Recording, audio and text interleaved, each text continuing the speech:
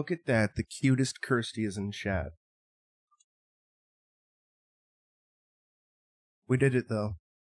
We did it. Today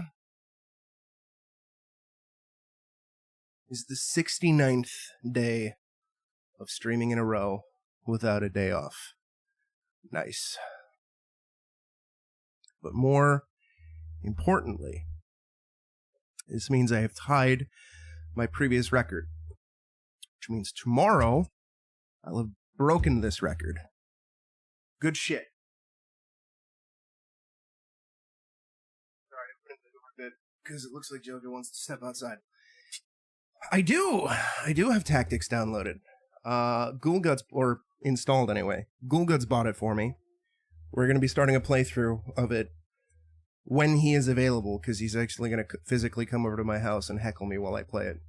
And I'm including it in Back to Ghoul under the loose idea of the horrors of war. So it's a very flimsy justification for including it, because, you know, it's not really a horror game, but fuck it, who cares, right? Anyways, we're gonna go Claire A. If that goes by fast enough, then we'll just immediately dive into Leon B. Otherwise, we will raid out and come back later today to do Leon B. And then tomorrow we'll dive into Nemesis after a brief detour into Lacerator and Phasmophobia. It is also true. It's upsetting that Matsuno never got a direct sequel. Okay, I did boot it once, and I swapped over to Claire to see how we do disc swapping, and I swapped to Claire disc. I don't know if that retains, so we'll see. We'll check after we get in game.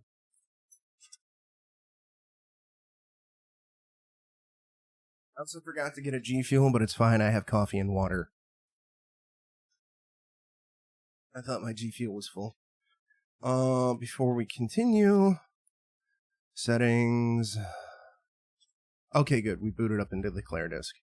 So, you know what? We will rewind. Yeah, why not? I love OG2. OG2 is one of my favorite games. I actually prefer it to Remake 2, although I love Remake 2. OG3 I'm more muted on, but I'm also muted on Remake 3. Like, I think it's fine. I think they're both decent, good games, but compared to RE1 and RE2 and their respective remakes, I think they are kind of a step down. Although I like them in concept. So arranged game is this game's arranged mode. We're not doing that. We're gonna be doing an original game. But let's dive into options real quick. Yes, we want type C.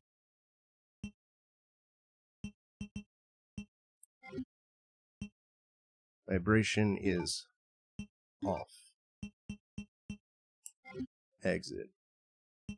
Original game, normal difficulty.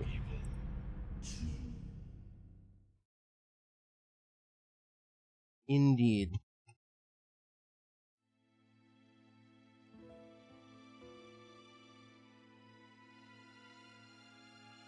A bizarre incident occurred in the outskirts of an American suburb called Raccoon City.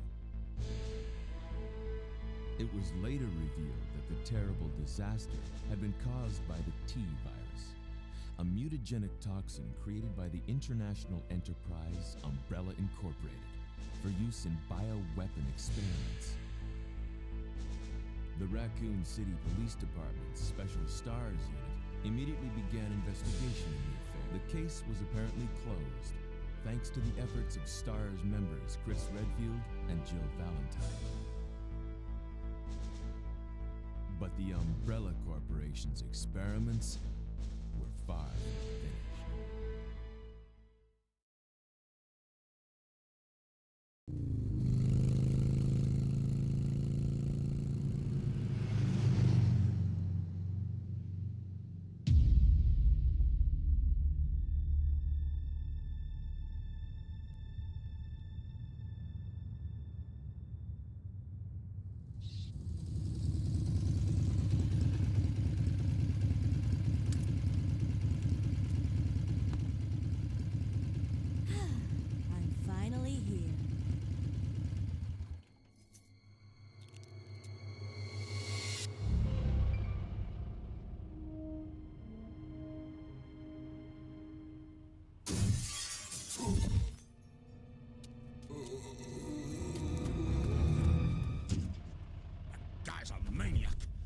Why'd he bite me?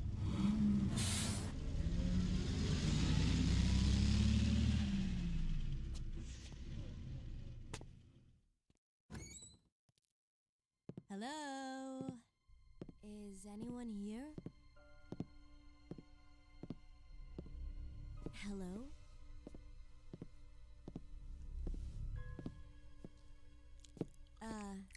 Hello?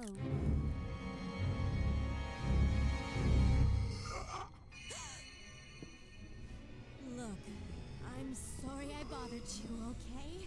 Just don't come any closer. Are you listening?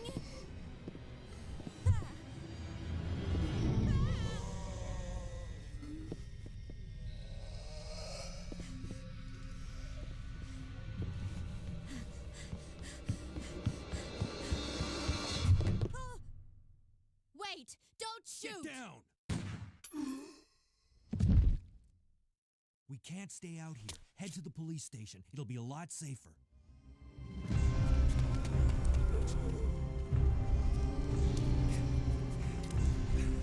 There! Buckle up. Okay.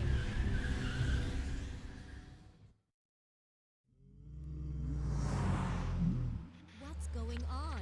I arrived in town, and the whole place went Great. insane. The radio's out. You're a cop, right? Yeah, first day on the job. Great, huh? Name's Leon Kennedy. Nice to meet you. Mine's Claire. Claire Redfield. I came to find my brother, Chris.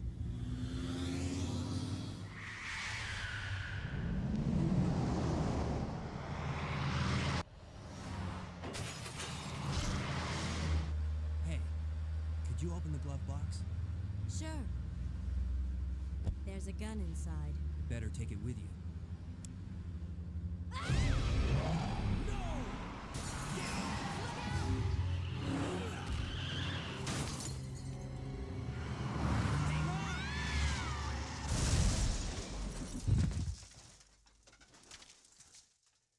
You okay? Still in one piece. Hey! That maniac's got wrists! Run!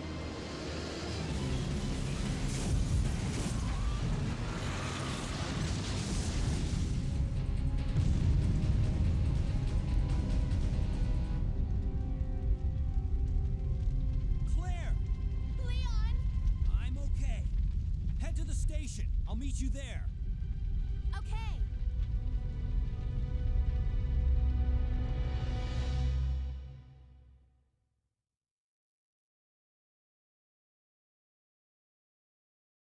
They were parted by an unescapable destiny. This is just the beginning of their worst nightmare. Yeah, that's one of the reasons why I'm not a big fan of CV. Is, you know, granted RE1 and 2 have sequences of more linearity and backtracking, but the opening sections of 1 and 2 feel less like backtracking and more like Metroidvania, which is why I adore them so much. GHOUL 3 also kind of has that issue as well. Long stretches of backtracking. Freeze! Who are you? What are you doing here? Don't shoot! I'm a human!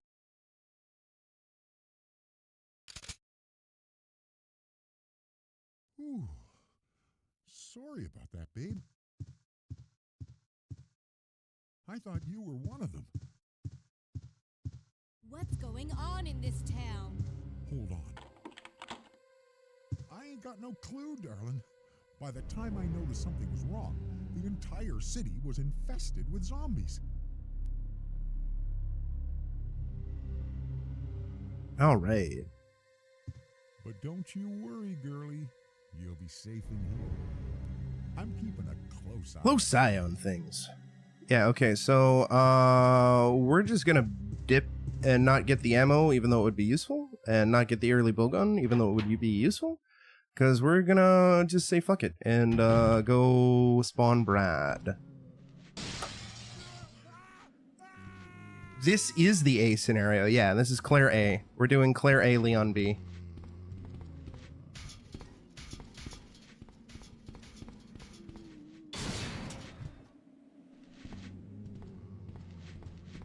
So we have not done Leon's run yet. I forgot to update that again. Whatever, it's fine.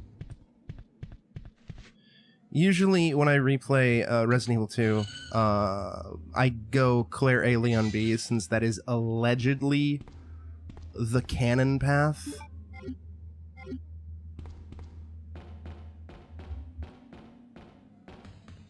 Or at least that's the path that everybody's kind of settled on as canon. So for the purposes of Resident Evil Legacy, we're going to do Claire A, Leon B. Get off of me! Fades up.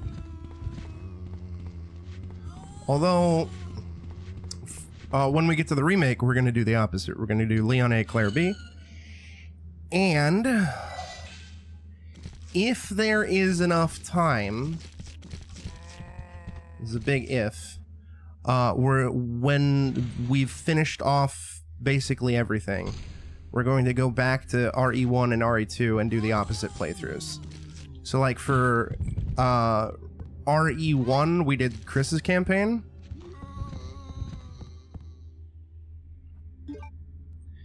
And for the GameCube remake, we're going to do it with Jill.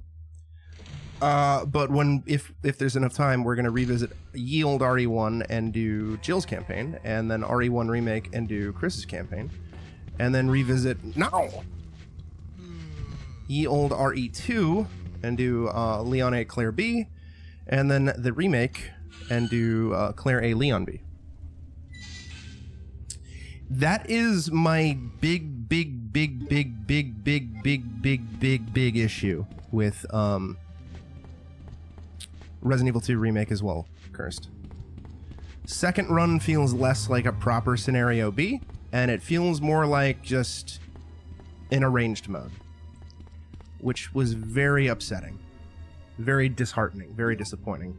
Like, I wasn't expecting like 2 scenario A's and 2 scenario B's. I realized that is, even though it was present in the original, doing that in modern day with modern graphics would be kind of a gigantic pain in the ass. But I was still expecting second run to be different. And the fact that there's so much overlap, like Claire's story is completely rigid, Leon's story is completely rigid, and there are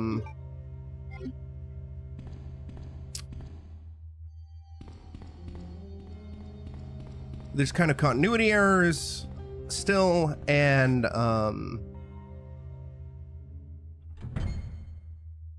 you fight all the same bosses across both new game and second run outside of the Claire exclusive boss and the second run G5 Birkin. It was very upsetting.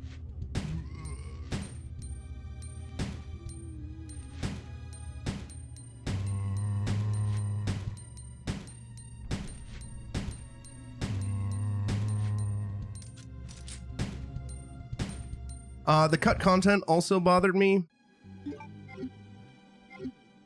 You know, like we gained an expanded sewers and a different like lab, but we lost like the monorail station, which kind of sucked. There are no giant spiders. Turning the G-type boss into a standard enemy, I think, was a gigantic fucking mistake. Sure, it kind of, I suppose, makes sense that there could be multiple G-types, but the G-type isn't fun to fight in the remake. It's more of an annoyance. And I don't like it as a standard enemy. I also think liquors are way too spongy in the remake. Way too spongy. I like how they handled Mr. X, though, and made him more like Nemesis, which is weird. Since Nemesis in the 3 remake is more like Mr. X from RE2. Hang in there. Are you the only officer left in the building? Who are you? Claire Redfield. I'm looking for my brother Chris. We lost contact with him over 10 days ago. Chris, Jill, Barry. Every last STARS team member has disappeared. We should have listened to them. What happened? About 2 months ago, there was this incident involving these zombie-like creatures in a mansion located in the outskirts of this city. Chris and the other STARS members discovered that Umbrella was behind everything, at the risk of their own lives. But no one believed them. Are you okay? Don't worry about me. Just rescue the survivors in the other rooms. Here, take this key card. You should be able to unlock the doors in the hall with this. Now go. But... Just go. Okay. Just hang in there. I'll be back soon. Yeah, hey, how's it going, Vale? I really, really like Resident Evil 2 Remake as a whole, but I think it is ultimately inferior to the original Resident Evil 2, even though I do think the remake is more playable, like more fun to play, for the most part, due to the changes and cuts and the shit lost between, excuse me, the original and remake. Resident Evil 3 Remake also kind of has a lot of cut content, but it also feels far more like just a reinterpretation than a straight remake. RE2 Remake feels very much like a remake, even though it has a lot of reinterpretation elements. And that's a bummer, but I'm also, like, not super happy or like, super crazy about Yield RE3. So, being disappointed by the RE3 remake was also kind of a, you know, I was kind of expecting it.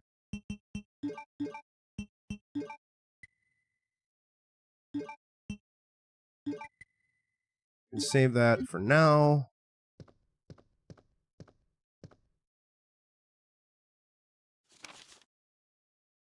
Police Memorandum. August 23rd, 1998. This letter is just to inform everyone about the recent movement of the equipment that has happened during the precinct's rearrangement. The safe with 4-digit lock has been moved from the STARS office on the 2nd floor to the Eastern office on the 1st floor. 2236, Raccoon Police Liaison Department.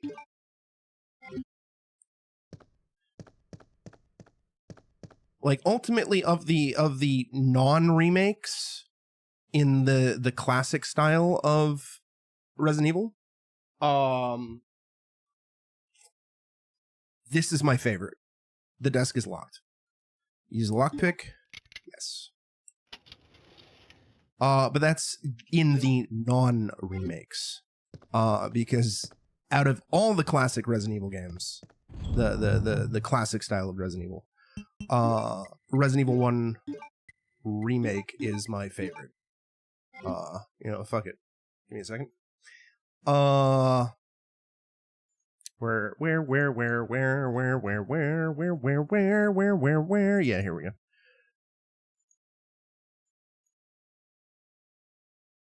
Yeah, so Resident Evil 1 Remake is the GOAT. Resident Evil 2 and Yield 2 and Yield 4 S tier. Yield 1 and 7 and 2 Remake are B tier. And then we got 3 Code Veronica, the 3 Remake in C tier. I think they're fine. I know I get a lot of shit for them for that opinion, but, you know, for me, a C is not a bad game. C is not a bad score. Although, interestingly enough, I also got a shit ton of hate for having Resident Evil 6 at D tier, and I'm like, really? I mean, I get if you like it, that's fine, but, like, holy shit. It's very surprising, very silly. in my opinion. Okay, we are low on health. We got the liquor. I don't want to fight it yet. Head is missing. Seems to have been twisted off. But I'm trying to save the herb for when we have a second herb so we can, like, mix them and get a bigger heal. And there is a green herb in this hall, but I suppose if we die, I'll just rewind. Granted, liquors in this game are much easier to kill than they are in RA2 Remake.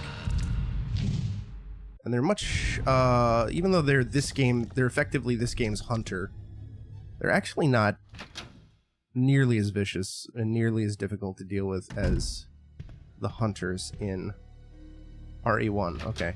I think the liquor's still blind, so I think we can kind of just slowly walk over. Yes. Oh good, the kitten is trying to climb on my desk.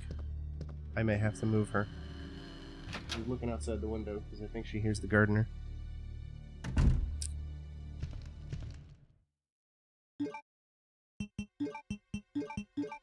Yes.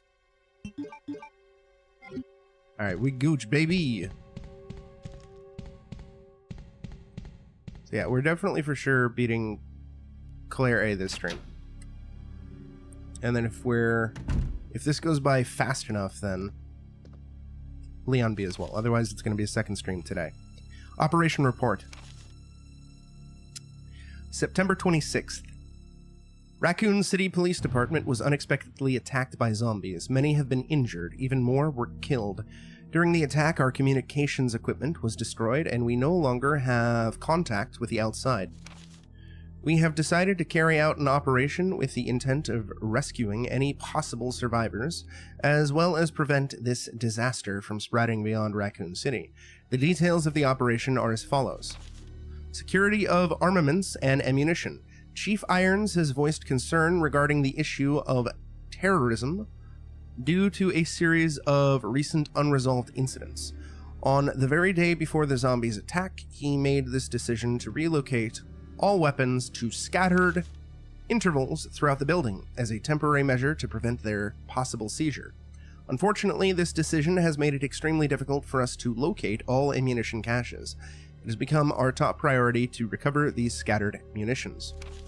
To unlock the weapons storage. As stated earlier, it will be extremely difficult to secure all the ammunition.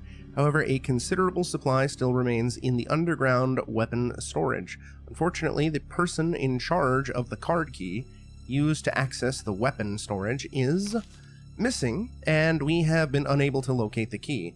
One of the breakers went down during the battle, and the electronic locks are not functioning in certain areas. It has become a top priority to restore power to restore the power in the power room and secure those locks. Recorder David Ford. September 27th, 1 p.m. God, Kitty, come on.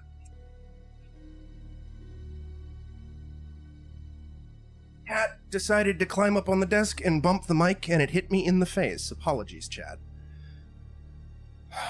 September 27th, 1 p.m. The west barricade has been broken through. Another exchange ensued. We sheltered the injured in the confiscation room on the first floor temporarily. Gotta move the mic again because it's all out of whack. 12 more people were injured in the battle. Recorder David Ford. Additional report.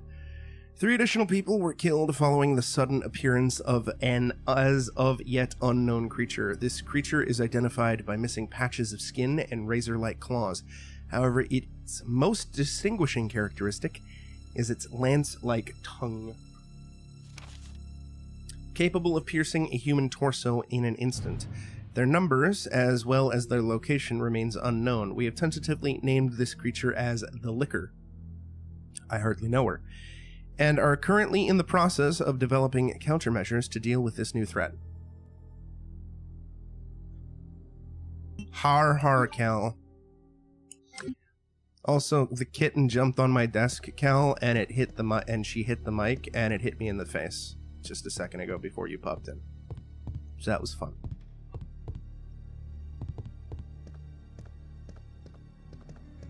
It's the scariest thing to happen to me in Resident Evil in a long time. Surprisingly getting hit in the fucking face with a goddamn microphone.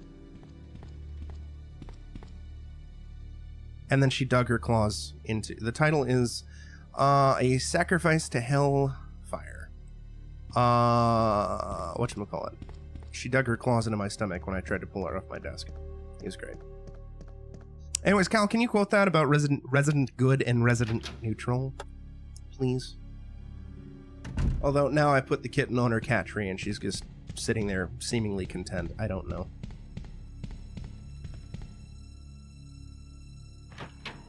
He did. You know, I don't care if it's illegal. The mic hit me in the face and the kitten's gonna get up to no good. Kitten can be on my desk when I'm not streaming.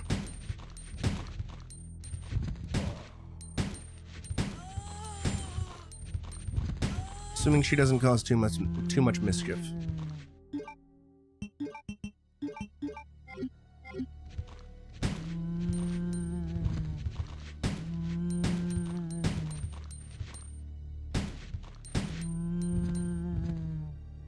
Kitten is a war criminal and must be treated as such.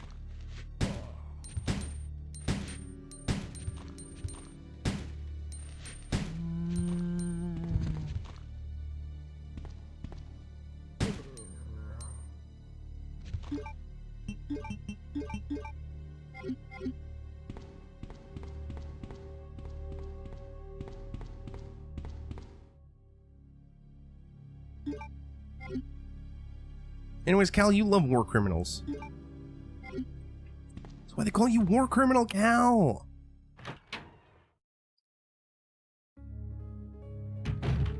It's a classic save theme. It's locked. A special kind of key is required. Oh no, I need a special kind of key, Cal. What am I gonna do? I need a special kind of key. Oh no, Cal, I need a special kind of key.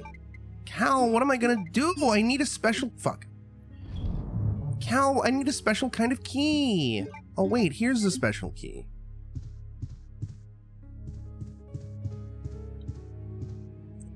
Yes. There's one outfit that should fit you. Yes. I'm getting spicy. There's an old gun here. Will you take the Colt SAA? Yes. Although I'm not really going to use it because I'm not really a big fan of it. But, you know, an extra 6 pistol bullets for the time being is kind of neato. Neato spamito. Oh, thank God. Also, bless you, Inc., for your gift of ribbon, dude. Operation Report 2. September 28th, early morning, 2:30 a.m., zombies overran the operation room and another battle broke out. We lost 4 more people, including David. We're down to 4 people, including myself.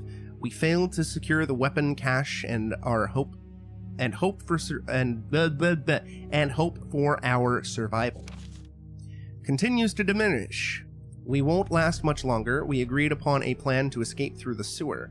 There's a path leading from the precinct underground to the sewage disposal plant. We should be able to access the sewers through there. The only drawback is that there is no guarantee the sewage disposal plant is free of any possible dangers. We know our chances in the sewers are slim, but anything is better than simply waiting here to die. In order to buy more time, we locked the only door leading to the underground, which is located in the eastern office. We left the key behind in the western office, since it's unlikely that any of those creatures have the intelligence to find it and unlock the door. I pray that this operation report will be helpful to whoever may find it. Recorder, Elliot Edward. Cal, you love Elliot Edward. You're Elliot Edward's #1 fan!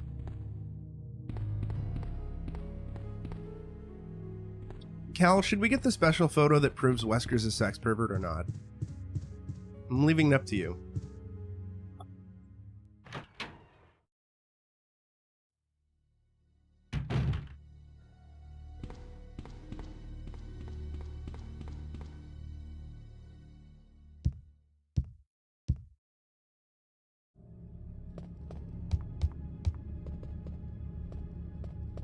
Cal, can you quote that?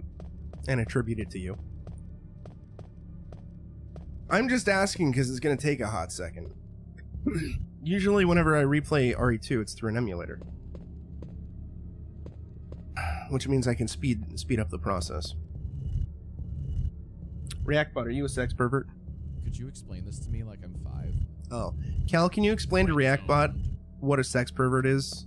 Like he was 5? Also, apparently we're friend-zoned.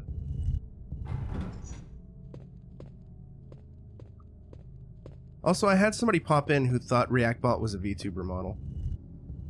They were like, why do you have such a basic bot on screen? I was like, yeah, this is ReactBot. They're like, yeah, but it's not reacting to your mouth. I was like, yeah, I know, because it's not me, it's ReactBot. I had to explain ReactBot. It's very strange. Though I suppose that's something that kind of happens when I keep ReactBot on screen. Cal, can you quote that? Why would I explain sex perverts to a 5-year-old and attribute it to yourself? I don't know. Oh, you know, so they know not to get near sex perverts. It's like, hey, there's creepy man. Don't get near creepy woman. We don't judge. Don't go near creepy person. Wrong with that. Yeah. ReactBot knows what's up. Nothing wrong with that. Nothing wrong with explaining stranger danger. Yeah, exactly. Okay, yeah, oh, that does it then. ReactBot, just don't let strangers touch your bathing suit area. Does ReactBot have a bathing suit? Jax Films, can we get ReactBot bathing suit DLC? They're unopened cardboard boxes. Looks like a rookie's desk. Got a grenade launcher. Cal, you love grenade launchers. Well, they call you Grenade Launcher Cal. Various devices.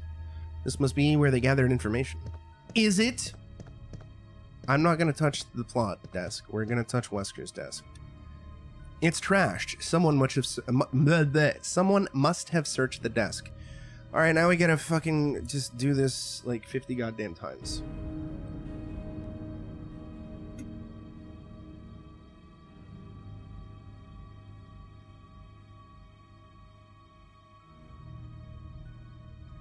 Not great for in-game completion time, but to appeal Cal's interest in outing sex perverts.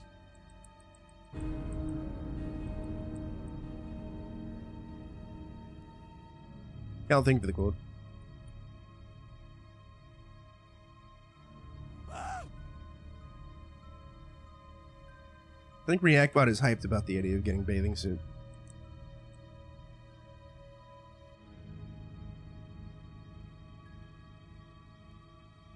Hey, we got it! We did it! We got the film! Cal, we can prove that Wesker's a sex pervert now. I hope you're happy. It appears to be the replica of a gun. The owner is probably a member of the NRA. Claire, come on now. It's a picture of a young man. There's a good chance it's probably her boyfriend. Is it, though? Chris's diary. August 8th. I talked to the chief today, once again, but he refused to listen to me. I know for certain that Umbrella conducted T-virus research in that mansion. Anyone infected turns into a zombie. But the entire mansion went up in that explosion, along with any incriminating evidence. Since Umbrella employs so many people in town, no one is willing to talk about the incident. Looks like I'm running out of options. August 17th. We've been receiving a lot of local reports about strange monsters appearing out of random throughout the city. This must be the work of Umbrella. Cal, no, it's the work of Umbrella. August 24th. With the help of Jill and Barry, I finally obtained information vital to this case. Umbrella has begun research on the new G virus, a variation of the original T virus. Haven't they done enough damage already? We talked it over and have decided to fly to the main Umbrella HQ in Europe. I won't tell my sister about this trip because doing so could put her in a lot of danger. Please forgive me, Claire. Okay. Cal, we got a unicorn medal. You love unicorn medals.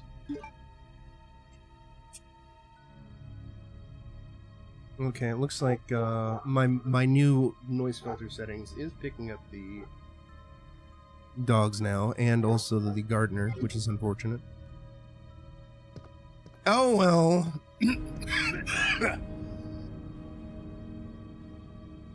Sorry, coughing fit.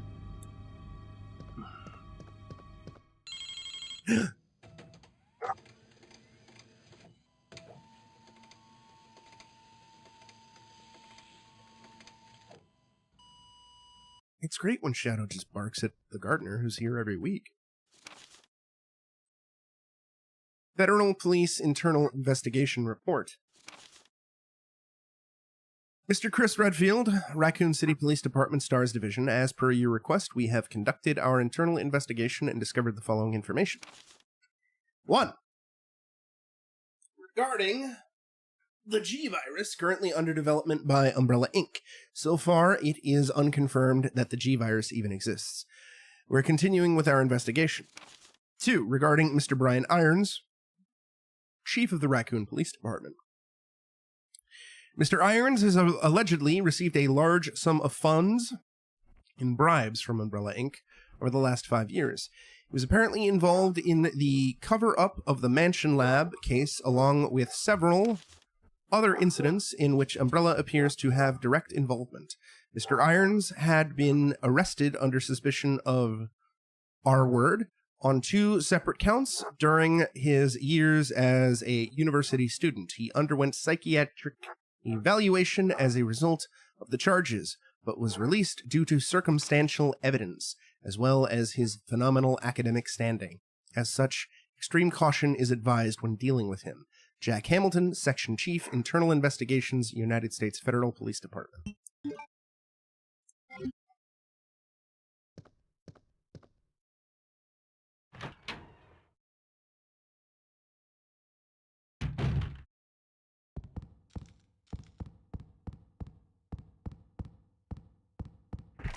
It's locked. A spade is etched under the keyhole. Cal, you love spade keys.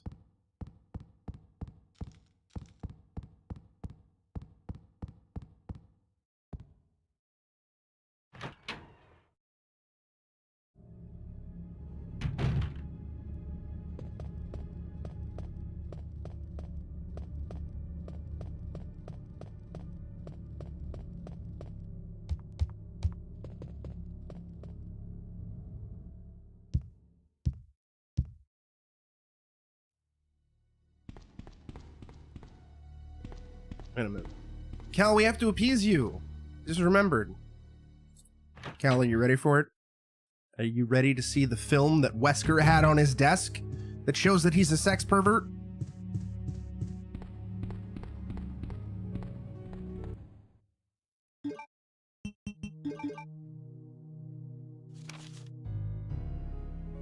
Recruit. He's got a photo of Rebecca in a basketball outfit. Film D. Why would he have that unless he was a sex pervert, Cal? No way.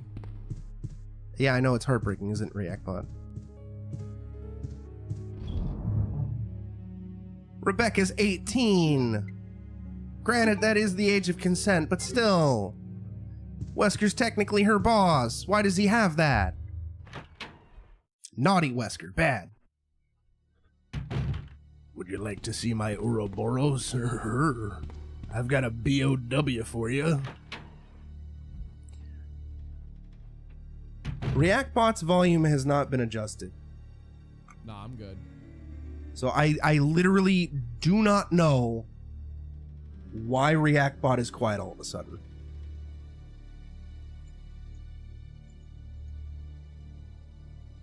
Man, that's wild, bro. See something. Geminis can't help themselves. My timbers shivered.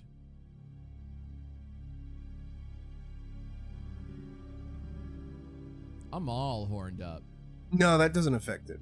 I think it just depends on the line, Cal.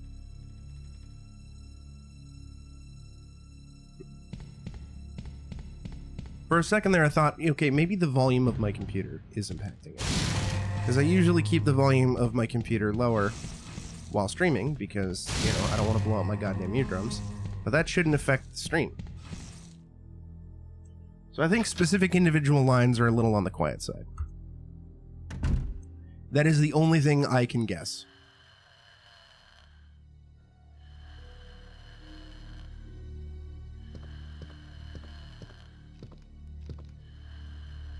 do it. Don't you do it. What did I fucking say? Shit, I missed. You know what? No, I'm gonna be a cheating little fuck. Don't give a fuck. It's my stream. I'll cheat if I want to.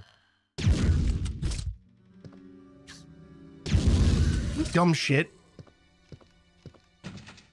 Honky ass goddamn fucking liquor. Cal, what would you do if there was a honky ass liquor on your front lawn?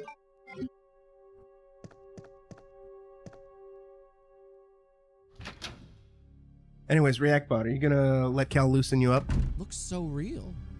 No. Maybe that's a yes? I don't know. I think Reactbot is playing hard to get. Reactbot, are you playing hard to get? Are you flipping kidding me? No. Because you seem to be playing hard to get, guy.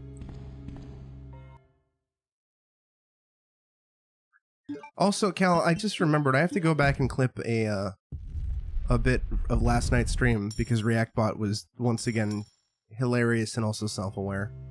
Because I didn't know he could say something. He said January 6th was full of love, and I was like, oh no. And then the next Reactbot redeem was like, don't clip that or edit that out or something. It's like, oh my god. It's in the shape of a spade.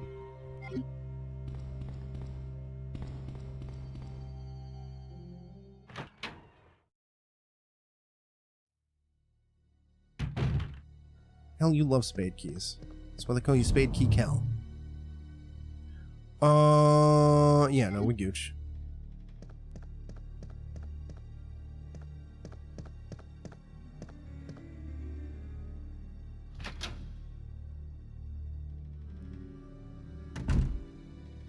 Cal, what would you do if you had to smooch Reactbot? Well said. Ooh. Ooh.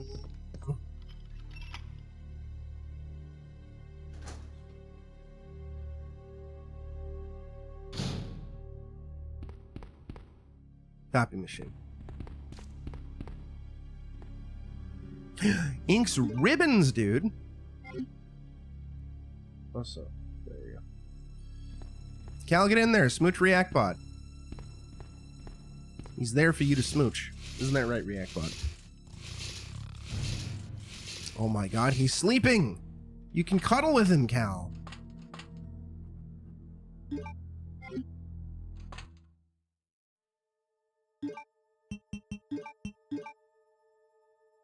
Into square shapes.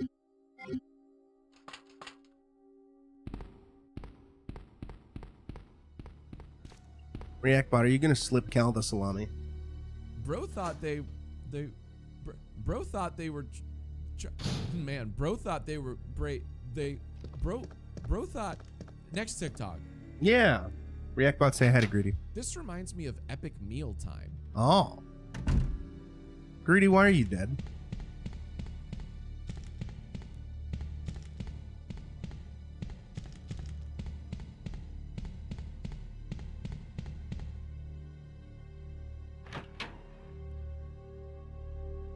Crayon! Can we get a shout out for Crayon, please? Diamond. Flea bath. Listen here, sulfurs. Stop being covered in fleas. You're upsetting your mother.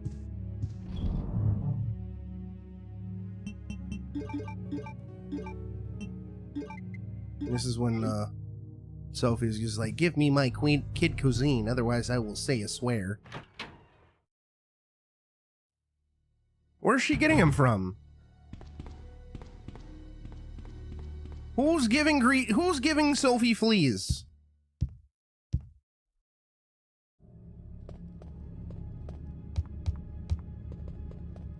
Sounds good. I'm guessing she is mail ordering them. Downloading them from Amazon.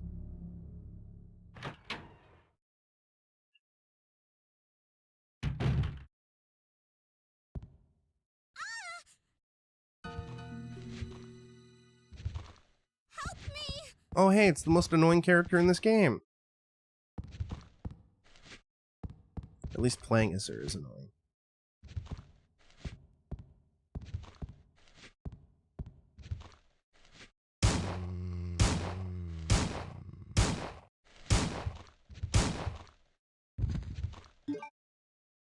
Alright, now that that's empty, we can dump the SSA. Or SAA, rather. Single Action Army. I always call it SSA because I'm a fucking idiot who can't speak. Yeah, get rid of that key.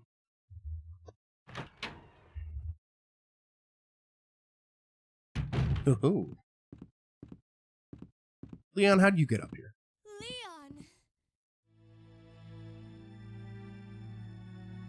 Claire, you made it. Yeah. Have you seen Single the sex girl? army. Yeah, you just missed her. Who is she? I don't know. But it's too dangerous for her to stay here alone. Leon, I'll go look for her. You go and find us a way out of here. Yeah. Of course. But before I forget, here's a radio. That way we can keep in touch if something comes up. None of this information looks useful. I mean, it could be.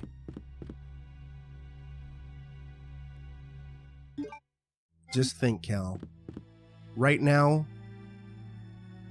at this very moment, Leon doesn't have any guilt for his failure to prevent 9/11 because it hasn't happened yet. But by the time RE4 rolls around, he's chock-a-block full of guilt. Yeah, give me them flame rounds, baby!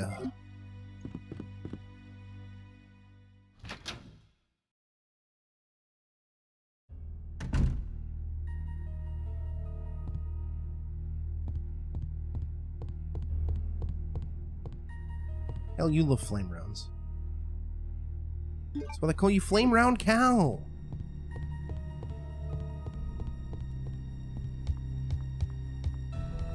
Crayon, I hope you're doing well. If you're not, I'm gonna cry.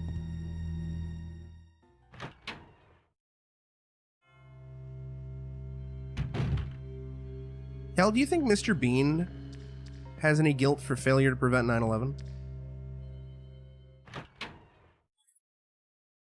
These are the questions that keep me up at night. Chat.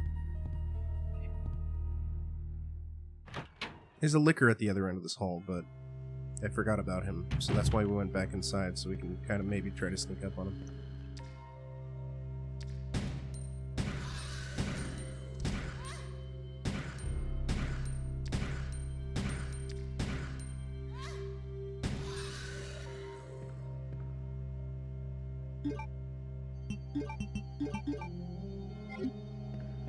We don't know that. Maybe Mr. Bean is Mr. Bill. That's a different character entirely.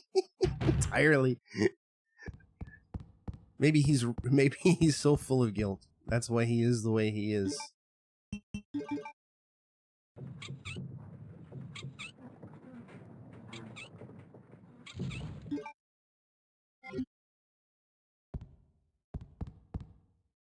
What about Mr. Bill's failure to prevent 9/11? Do you think he has guilt?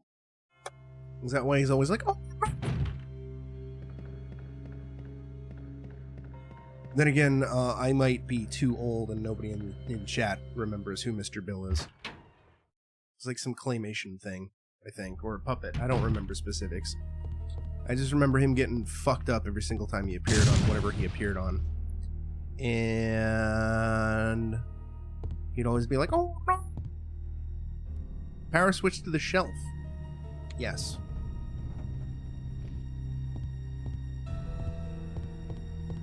Okay. A bronze plate with a picture on it.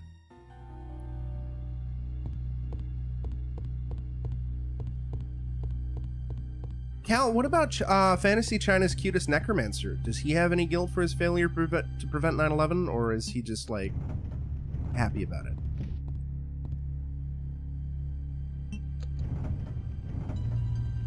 Yeah, there we go. Yeah, there you go. He's Clay.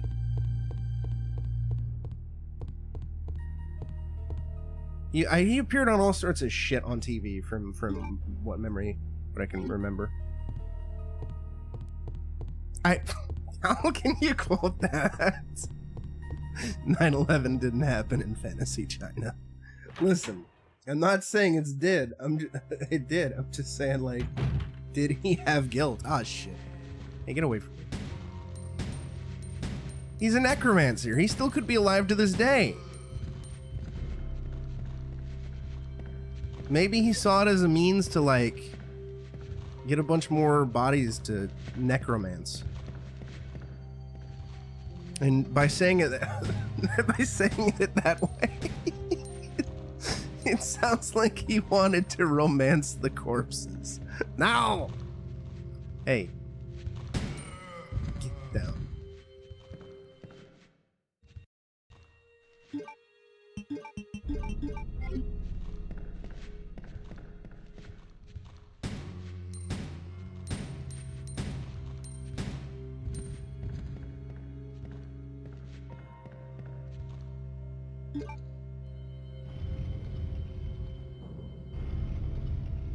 Go down.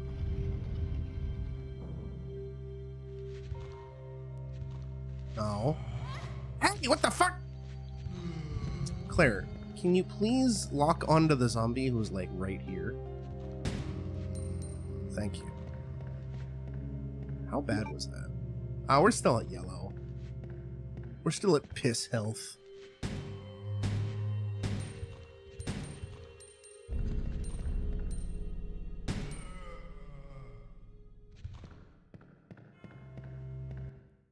And there's no quick turn here.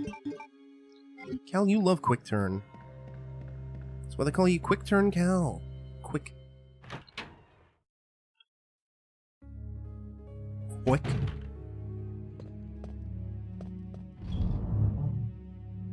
Okay. Oh, I will take one Herby Derby. I will dump the SAA. I will move you there. I will move you there. I will put you here, and you here, and you here.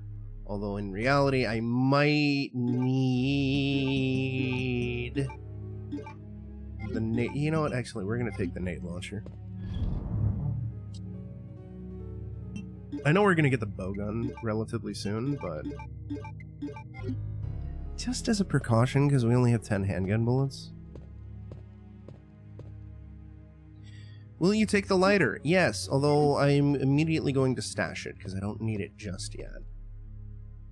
Will you take the Ink's ribbon, dude? Of course! We have to protect Ink's ribbon. But the file. The file is so secretive. Secretary's Diary A. April 6th. I accidentally moved one of the stone statues on the second floor when I leaned against it. When the chief found out about it, he was furious. I swear the guy nearly bit my head off, screaming at me never to touch that statue again. If it's so important, then maybe he shouldn't have put it out in the open like that. April 7th. I heard that all the art pieces from the chief's collection are rare items, literally worth hundreds of thousands of dollars. I don't know which is the bigger mystery, where he finds those tacky things, or where he's getting the money to pay for them. May 10th. I wasn't surprised to see the chief come in today with yet another large picture frame in his hands. This time it was a really disturbing painting depicting a nude person being hanged. I was appalled by the expression on the chief's face as he leered at the painting. Why anyone would consider something like that to be a work of art is beyond my comprehension. That's true. We gotta do a booty break. It's booty for a break, chat. Chat, are you bootying? Are you breaking? Are you bootying? Okay, we're gonna dump the lighter in here. Go there. I'm gonna pause and I'm gonna go on a BRB. See you in a few.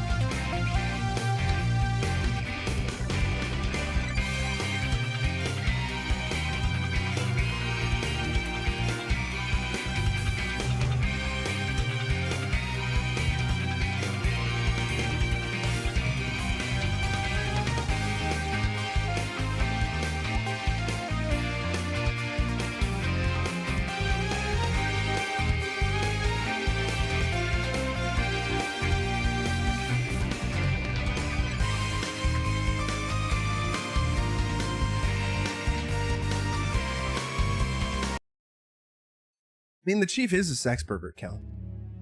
Like, and like, not even jokingly, Chief Irons is full on a despicable sex pervert.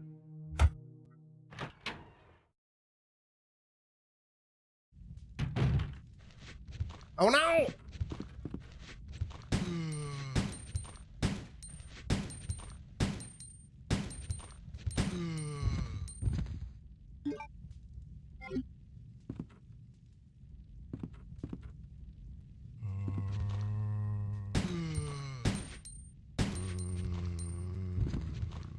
Alright, he's dead at least.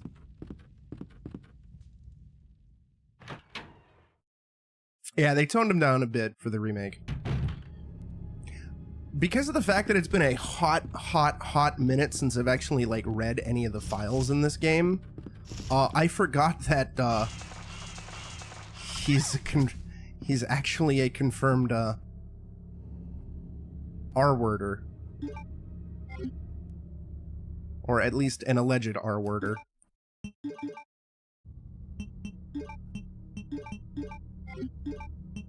Like, I knew he was a sex pervert and a creepy weirdo, but the R-word aspect I had completely forgotten about. I was like, oh.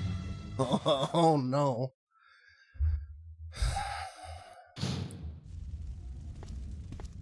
And I am intentionally not using that word because it will get me in trouble on various online platforms. It is unfortunate that we cannot discuss serious topics without that, but, you know, whatever. Not that we, you know, should extensively talk about that. I don't want to bring down the mood of the stream or anything like that, but if it happens to be relevant to the story or the game that we're playing, it is unfortunate that something can't be brought up. Or even if, you know, you're making a video about, like, true crime or whatever. Oh, well. Yeah, like, my assumption is every single person in this stream is an adult who could handle an individual saying the R word, as uncomfortable as the subject is. Especially if it is used in an appropriate, non-offensive context.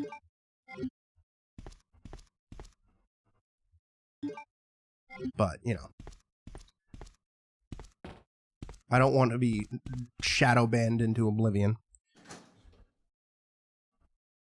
Yeah, no, they're very, very, very dark. I mean, we joke about, you know, incest Riddler. But, like, even Code Veronica has a lot of really dark shit in it. And its subject matter is exceptionally dark. And I'm fine with that. Horror can and should be dark and unpleasant. To an extent. Depending on the context. And, you know, even something horrific and terrible can be,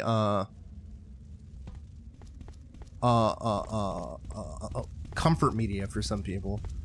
Yeah, no, 100% Cal. Cal goes, to be honest, I am more offended by the implication that I am too delicate to hear the word itself, and that's why we need to hide it behind cutesy euphemisms. Yeah, I'm not happy about it either. It you know, as cheeky or fun as it could be to say exiting the Minecraft server or whatever, it still is kind of ultimately a disservice and watered down distasteful way to discuss the topic. And the fact that we have to dance around specific unoffensive words that happen to be involving delicate subject matter is kind of ridiculous and annoying and stupid, and I hate it, and the world is dumb. I mean, I remember at one point I had a bunch of my Killer Instinct videos banned, or not banned, but like back when I had YouTube monetization, I had limited monetization on them because the title of the video was Killer Instinct. And it's like, just because it has the word killer in it doesn't mean it's fucking demonetizable. It's a teen-rated game. Come on, get the fuck out of here. This is stupid. I 100% agree, Cal. Jeer, we're talking about the fact that I had completely forgotten that Chief Iron is a alleged R-worder, And I'm talking about how I dislike the fact that it is 2025 and I am an adult streaming to a bunch of adults, and I can't actually say the word, otherwise I will probably be demonetized up the wazoo and or buried within the algorithm because of the fact that I said a specific word that is not terribly offensive, but it is delicate subject matter, and that instead everybody in the world has to fucking dance around it using stupid euphemisms. It's really dumb. I do remember that. That was hilarious. Twitter, I think ye old Twitter also tried to do the same thing. So Wang created the Twitter alt hot Pikachu sex instead. Coolio, how's it going, dude? It's really stupid. It's really, really, really colossally stupid. I hate all of this. Like, again, if we're talking about, like, if it's relevant to the story and we're not talking about it in a distasteful, exploitative manner, you know, one should be able to bring up the word in question and it not result in stupid bullshit. Especially because, as I said, you know, horror, it can and maybe should be ugly in some instances because it's fucking horror, so long as it's done in a delicate and sensitive manner. And even then, sometimes media that contains sensitive subject matter and is bleak and horrible and dark and fucked up, some people call it or consider it to be comfort media. Like, the amount of people who consider Berserk to be comfort media, and I'm talking about survivors of R-word as well, is kind of insane. But, you know, that just shows the power of writing, the power of media. I've even seen, like, Greedy, you've seen this. You saw Twin Peaks Fire Walk with Me, and I've seen some people call Fire Walk with Me comfort media. Comfort, and it's like, that is an exceptionally dark movie. And to an extent, I can kind of understand it. I personally don't call it comfort media as much as I love Twin Peaks, because Fire Walk with Me is really, really, really, really, really bleak. But I can kind of get it. I'm just chilling, waiting for Woo-Wah to go on a maintenance update. Cool, cool. Yeah, we're just having fun with Resi 2 while also bitching about the stupidity of the internet. A lot of people consider Silent Hill 2 to be comfort media, despite Silent Hill 2 dealing with really sensitive subject matter and ultimately being a really, really bleak and depressing game. You know? I think everything, it just depends on the context of how it's used and the subject matter involved, and the fact that specific words, regardless of their context, that are generally unoffensive words are result in stupid algorithm bullshit and or instant demonetization is really dumb, and it creates this stupid cycle where we have to come up with cutesy euphemisms to say what we're talking about. And it's dumb. I hate it. I hate it. I hate it. I hate it. I hate it. I hate it. I hate it. I hate it. I hate it.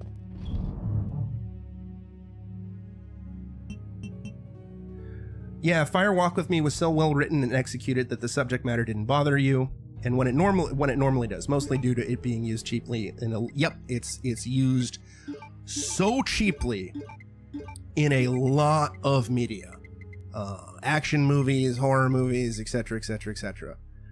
Usually as a means to just shoehorn in nudity. Now, I'm not a prude. I love gratuitous nudity. But also, you know, the context is important, and I kind of don't want to watch a horrible, horrible sequence in order to see some booby. So, like, you know, I kind of wish filmmakers would stop doing that. I don't think that these subjects should be completely off limits, because if you have something important to say, and the sequence is handled respectfully and delicately and with empathy and sensitivity, you know, it can be used in an incredibly powerful way. But also, you know, just don't just throw it in all willy-nilly, please. Please. Please. It makes shit not fun. I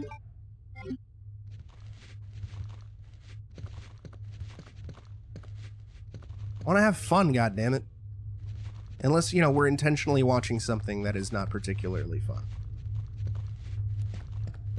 Yeah, Jeer wants fun poop. That's why they call him Fun Poop Jeer.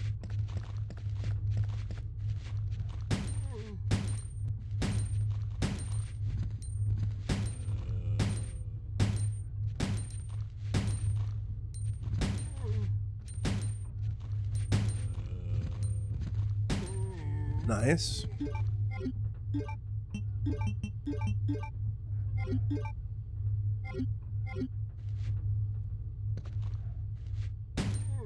That's unfortunate. I did not know that, Lexi. That the guy who wrote Kick-Ass does that, or has that stancer, or puts it in everything. It's very upsetting. But I don't blame you. Because it's uncomfortable subject matter, and when handled badly, it's just grossly offensive.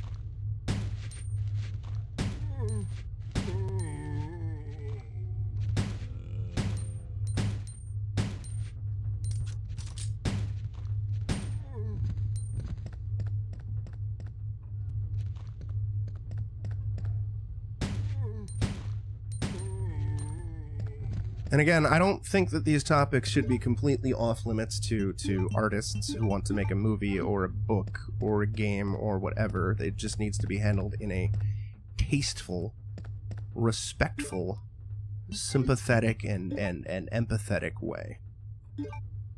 It's like one of my... is it in Police Memorandum? 2236, yes.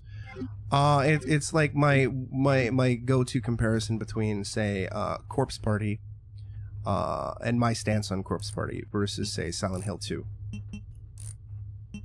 And again, this is also not me criticizing an individual for happening to like Corpse Party, or even media that I particularly find offensive, or handling the subject matter in, you know, poorly or whatever.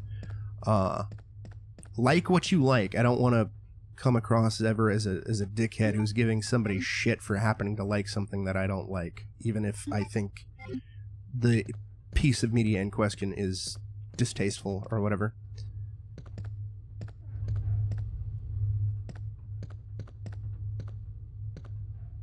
Yeah, I think Silent Hill 2 handles its topics in such an exceptionally well-crafted, careful manner.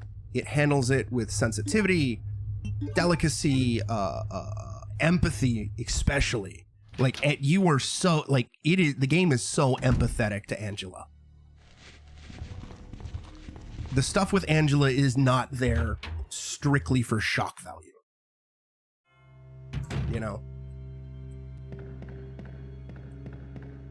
It's horrifying, and you feel so bad for her.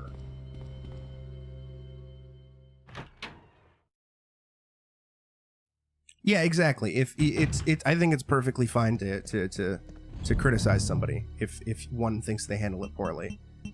And I similarly, I also find it perfectly fine that if somebody just does not want to consume said content, that they should never feel pressured to doing so.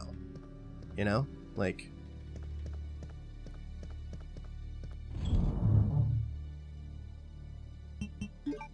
Actually, I will take the flame rounds. Oh wait, no, I'll take the bow gun and the flame rounds. Like, if somebody, if the content within, say, Silent Hill 2, that I personally think is handled very, very well, if somebody doesn't want to experience a story that includes said content, that's perfectly fine. Like, I'm not going to give them shit for not doing it. I also, while I would disagree with them, I also would not give somebody shit for saying they personally think that the content within Silent Hill 2, or even Twin Peaks Fire Walk With Me, was done poorly. because it's up to the individual and their own tastes and their own experiences about what they find appropriate and or offensive, you know. But I will, and it'll be like a polite disagreement, but I will staunchly disagree with somebody who goes, this should never be covered in media, period. Because I think that's kind of reductive and not really great. We'll save this for later.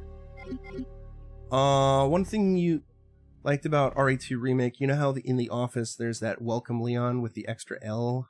They spelled it right in the remake, but the extra L has fallen into one of the... Oh, yeah, that's cool. Yeah, Silent Hill 2 is super heavy. Super heavy. I adore it. But I also totally would understand if somebody goes, you know, this is not for me. It is too bleak or fucked up or whatever you want to call it.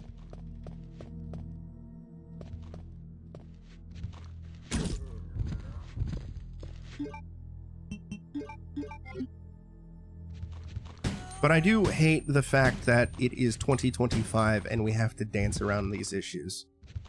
You have to dance around these certain words when discussing media that contains said topics.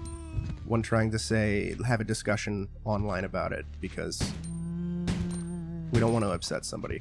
I similarly, again, while I appreciate the concept of trigger warnings, to let somebody know in advance if a piece of media contains something so they're not blindsided by it. I do not particularly enjoy mandatory trigger warnings at the start of a piece of media, usually a game, that go way too in-depth and actually spoil the media. I am fine with including that stuff optionally, like in the options menu or on a website, like a website redirect or something like that. But at the same time, I don't want the narrative spoiled for me when I just first boot up a game, and I don't want to be treated like a child. Like Silent Hill, the short message, I hate its content warning, especially the amount of times it displays that content warning. I think it's kind of really offensive to have that content warning pop up every half hour as if the player will forget it's including this sort of content. And it's like, this is kind of insane. And one of my criticisms with Silent Hill F, as much as I love Silent Hill F, is even though the content warning is not as egregiously bad as short messages content warning, it's still a little too in-depth for my liking, to the point where I was able to predict a plot point of the fucking game just because it mentioned something in its content warning. And I was like, this is kind of shitty, guys. You just spoiled a major plot point for me within the first 10 seconds of the game. Come on now. Niku, how's it going, dude? Hey, cut it out. Now, I am not going to mention what that plot point is for anybody who hasn't played Silent Hill F and is planning on playing Silent Hill F. Just know that the content warning is a little too spoilery for my liking. That's all you gotta know.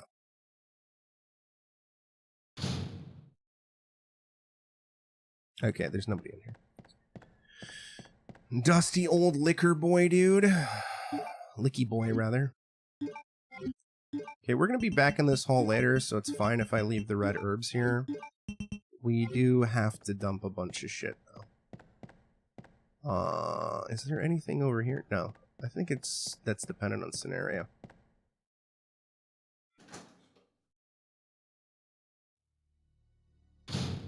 So I guess for context, for people unfamiliar with me and or my channel, when you hear me dance around a particular word, I am trying to be respectful while also not using cutesy euphemisms, because I don't want to get booty blasted into oblivion, but I also don't want to be like downplay the severity of it. Instead, usually whenever talking about that R word, I'll usually try to say assaulted instead. Because I think that covers it without using the appropriate word, and if I recall, assault doesn't usually get you sent to the fucking home for infinite losers. One game you love that despite it being arguably shit, that you wish had a content warning was Dead Island. It features that kind of subject matter, but it has no bearing on the rest of the story. It's just there for no fucking reason and you hate it. Yeah, that tracks. I played a little bit of Dead Island, not enough to get to whatever that point is, and I wasn't really super crazy about the game, but I know it has a lot of its fans, and also, to be fair, I think when Dead Island first came out, I was kind of balls deep within QA. And also that was the period where I was definitely 10,000% less open to jank within media, within games. There were some exceptions, but I found that as I've gotten older, I've grown a lot more sympathetic to games that contain jank, depending on the level of jank and the context of the jank. You know? Like Ring Terror's Realm, for instance. I can call it and it's objectively not a great game. But for me, I can kind of forgive a lot of its shortcomings because nothing is too grievously terrible, right? Or I can forgive the clunky controls of some early 3D platformers like Spyro the Dragon, or some early first-person games on the PlayStation 1, because they did not know better.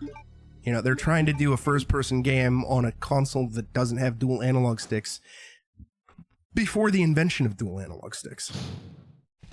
So I'm pretty forgiving in that regard. For Kingsfield, Echo Knight, and the like. But if something came out after dual analog sticks were kind of the industry standard, and it's a first-person game on a platform that does not have dual analog sticks, I'm kind of like, bro, what the fuck are you doing? What are you doing here? Why are you doing this to me? Why? A good example, semi-recent example, is that game Dementium. Granted, it's now playable with dual analog sticks and or mouse and keyboard, but I still think it kind of plays like shit because it was originally designed. Now, all I need now to destroy the wall being blocked by the helicopter is the detonator. Because it was designed for the Nintendo DS, and it's an action-focused first-person horror game where you had to use the stylus to shoot enemies and look around and whatever, and I'm like, this is an objectively terrible idea. It is really clunky and not particularly elegant. Oh, fuck, goddamn it. I hate this room so much. Yeah. Again, and no shade or disrespect if you happen to like that sort of game. Or, it's one of your favorite games of all time. I just think it's an objectively bad idea on paper to try to do that. Just like I would say, trying to have the third-person over-the-shoulder camera in Peace Walker in Portable Ops on a PlayStation console that doesn't have dual analog sticks, namely the PSP, is a terrible idea. And you should have just used the overhead camera that was popularized for Metal Gear Solid 1 and 2. Yeah, I don't blame you for skipping that scene. I haven't seen it, so I don't know, of course, the exact context of it, but, again, if something is unpleasant and or upsetting, then, people should be free to skip it.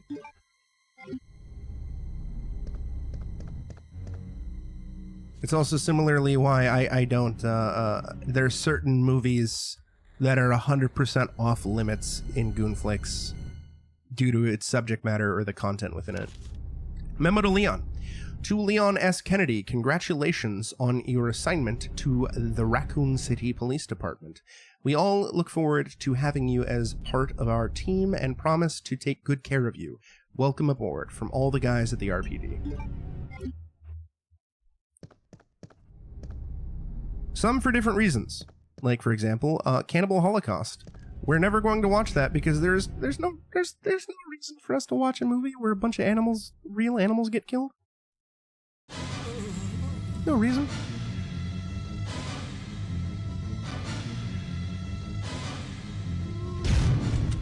Similarly, you know, if we ever watch the original Friday the 13th in the Discord, there's going to be a certain scene that we're actually going to cut and skip over that I've seen, and I didn't know it was a real animal getting killed at the time until I read about it years later on IMDb, and I'm like, yo, that's fucked up. Why?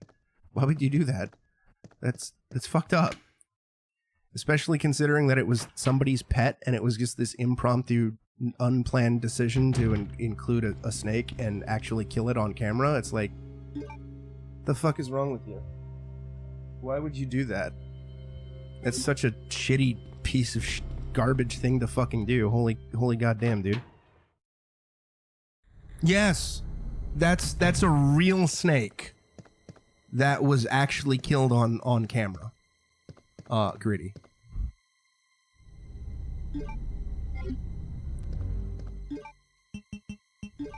And it was somebody's pet. It wasn't just some random snake that they found out. Somebody's snake that they happened to find in the woods and lured in and caught and then killed for the scene. It is an actual somebody's pet who happened to bring it. They were like, hey, you have a snake, right? Can you bring it to set? Or something to that effect. And they didn't tell the person what they were going to do with it. Like, the person found out they were going to kill it right when they fucking killed it. And I was like, that's such a fucking shitty fucking thing to do. Like, holy shit.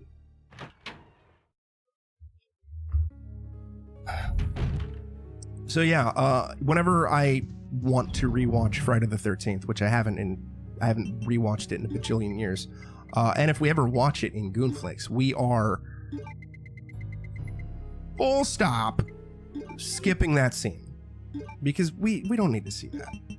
We don't need to see that. There's no reason for us to see that. We're trying to have fun. We don't need to see an actual real life animal get fucking murdered.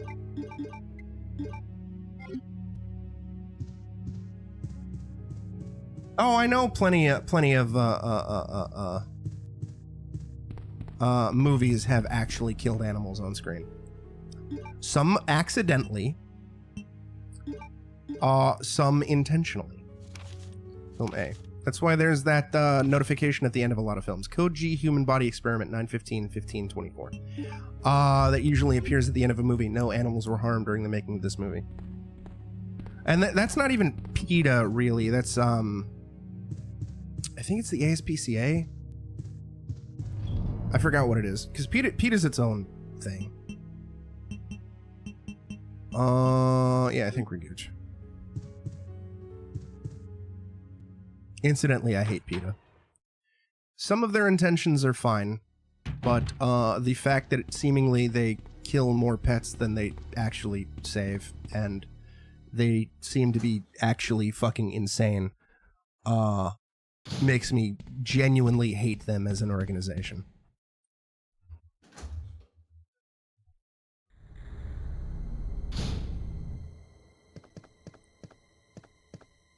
Like, you know, I'm down for ethical treatment of animals, obviously.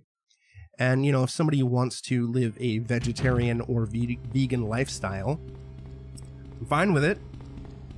You know, I don't do that, but I'm fine with it. Just don't be a dick about it.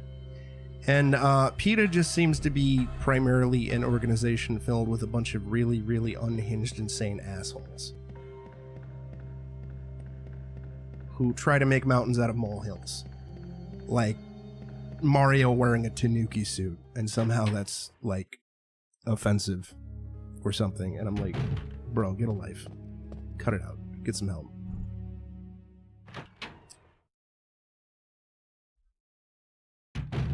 Yeah, PETA versus Team Meat was really funny. And yeah, the PETA Pokemon.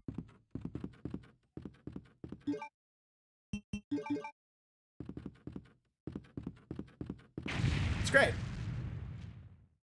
It's hilarious. Well, what is this?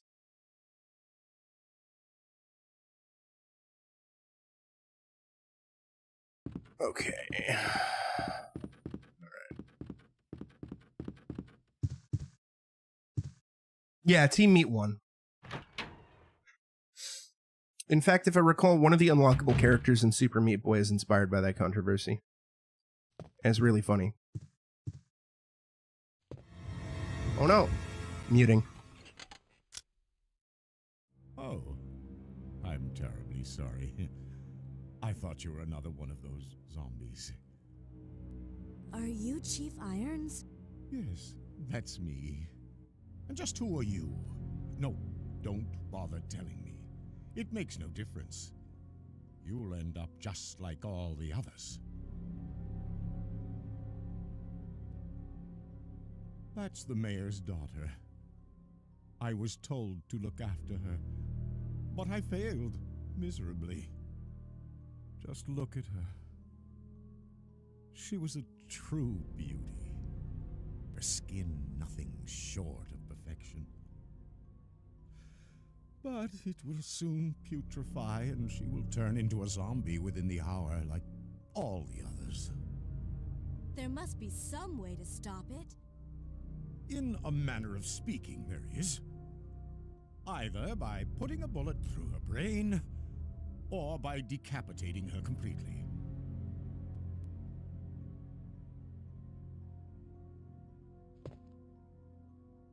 And to think that taxidermy used to be my hobby. But no longer. Please, I'd really like to be alone now.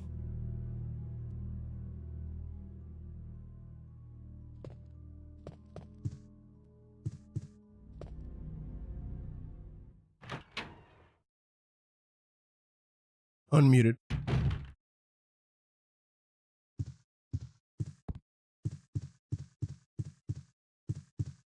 Yeah, for whatever reason, Jira, that's actually just the mix of the game, or at least the mix of this PS5 version, because I actually haven't lowered the volume for the Elgato or the in-game audio on OBS, and it's just seemingly a pretty quiet game, surprisingly enough. And I haven't had too many instances where shit's gotten too loud. Secretary's Diary B. So is the Weirdo Chief even shown in the remake? Because he is, yes. You see him in Claire's portion of the game. But they toned him down a bit. So he's not quite as bluntly a sex pervert. June 8th. As I was straightening up the chief's room, he burst through the door with a furious look on his face. It's only been 2 months since I've started working here, but that's the second time I've seen him like this. Last time was when I bumped into that statue, only this time he looked even more agitated than ever. I seriously thought for a moment that he was going to hurt me. June 15th. I finally discovered that the chief has been hiding, what the chief has been hiding all along. If he finds out that I know, my life will be in serious danger. It's getting late already. I'm just going to have to take this one day at a time.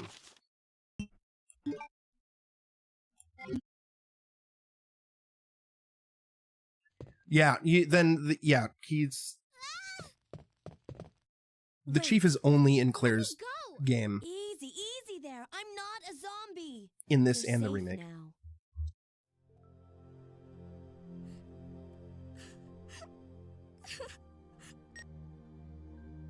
Leon, come in. I found the girl, and I've cleared the wreckage that was blocking the corridor. Got it.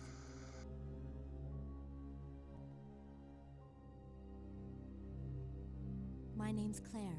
What's yours? Sherry. Do you know where your parents are? They both work at the Umbrella Chemical Plant, near the city limits. The chemical plant? Then what are you doing here? My mom called. and told me to go to the police station because it was too dangerous to stay at home. From the look of things, I'd say she was probably right. But it's dangerous here as well. You'd better come with me. But there's something out there. I don't know what it is, but I saw it. Much larger than any of those zombies. And it's coming after me. What was that? That's what I was telling you about. It's here. Sherry, wait!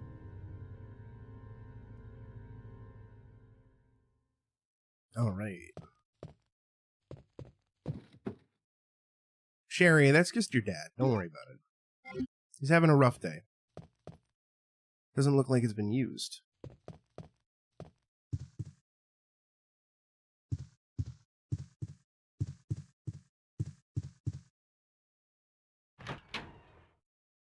Oh, don't worry, Coolio. We're gonna fuck up her dad. Her dad. Real good. It's gonna be great.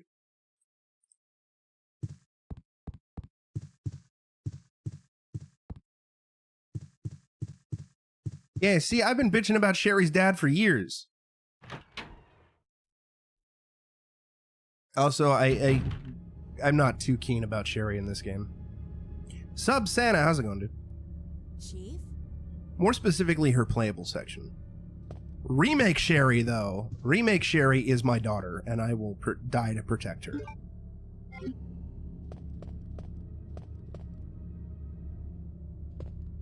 There's a button below the picture. Will you push it? Yeah. Oh, good. Oh, it's a mailman. Claire's VA, Allison Court, who has Lunette, the clown in Big Comfy Couch, also voiced for every... Yep, Claire voiced her for every RE game until Revelations 2, where they replaced her with somebody for some reason. I don't know why. I think it was a union thing, which is why they replaced her. Additionally, Claire's VA is responsible for some of the... because I believe she was also doing localization as well. Or at least her boyfriend at the time was doing localization, who was also at Capcom. And she was partly responsible for one of the Mega Man games. I don't remember which one. And the translation, the names for the Robot Masters in English, if I recall correctly. I don't remember which Mega Man game, because I don't really play Mega Man.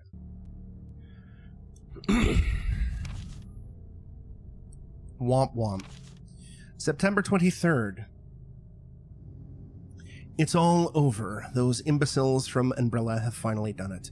Despite all their promises, they've ruined my town. Soon the streets will be infected with zombies. I'm beginning to think that I may even be infected myself.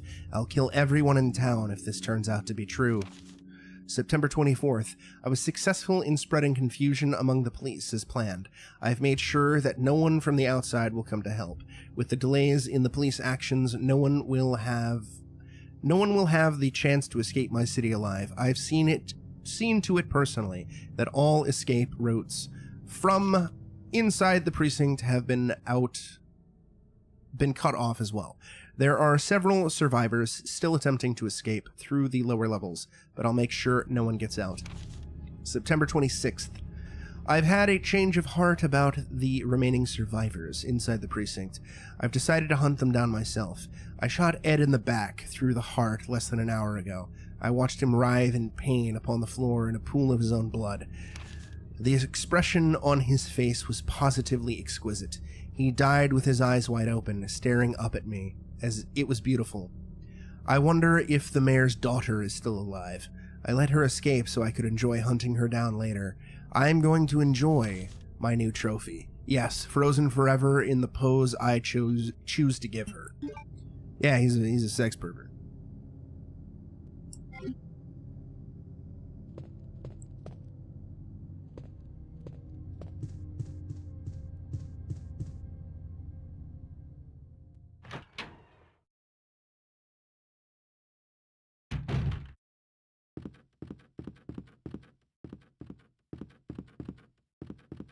Additionally, Leon's VA later went on to do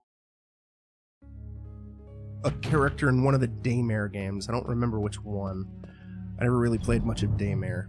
And I know the actor unfortunately passed away a few years ago, which is sad. Similarly, Chris's voice actor from Ye Old RE1 voices Richter Belmont in the original dub of Castlevania Symphony of the Night, or the original. Yeah, no, it was a dub. I always get confused. And he tragically passed away in like the late 90s, early 2000s in a car accident.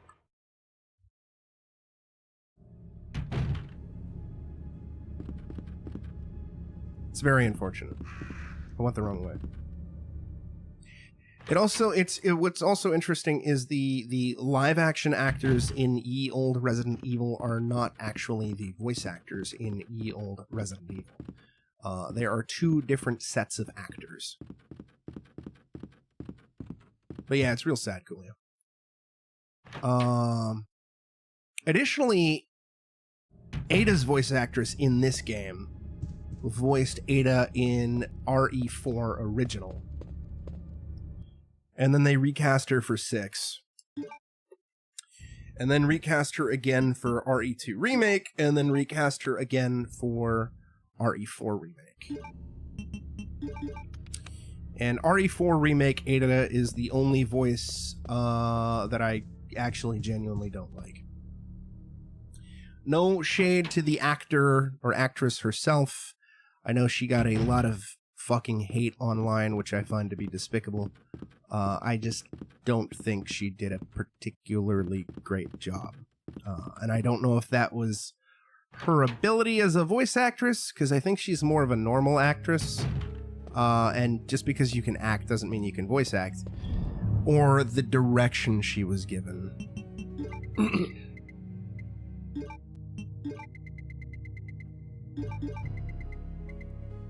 Like, she didn't have that fun charm that all the other Adas had up until that point. She just felt really bland and fat. Fat? Flat? No! Oh, no. Oh, I know how people take... People are assholes and they take that stuff way too seriously. Because people are shit.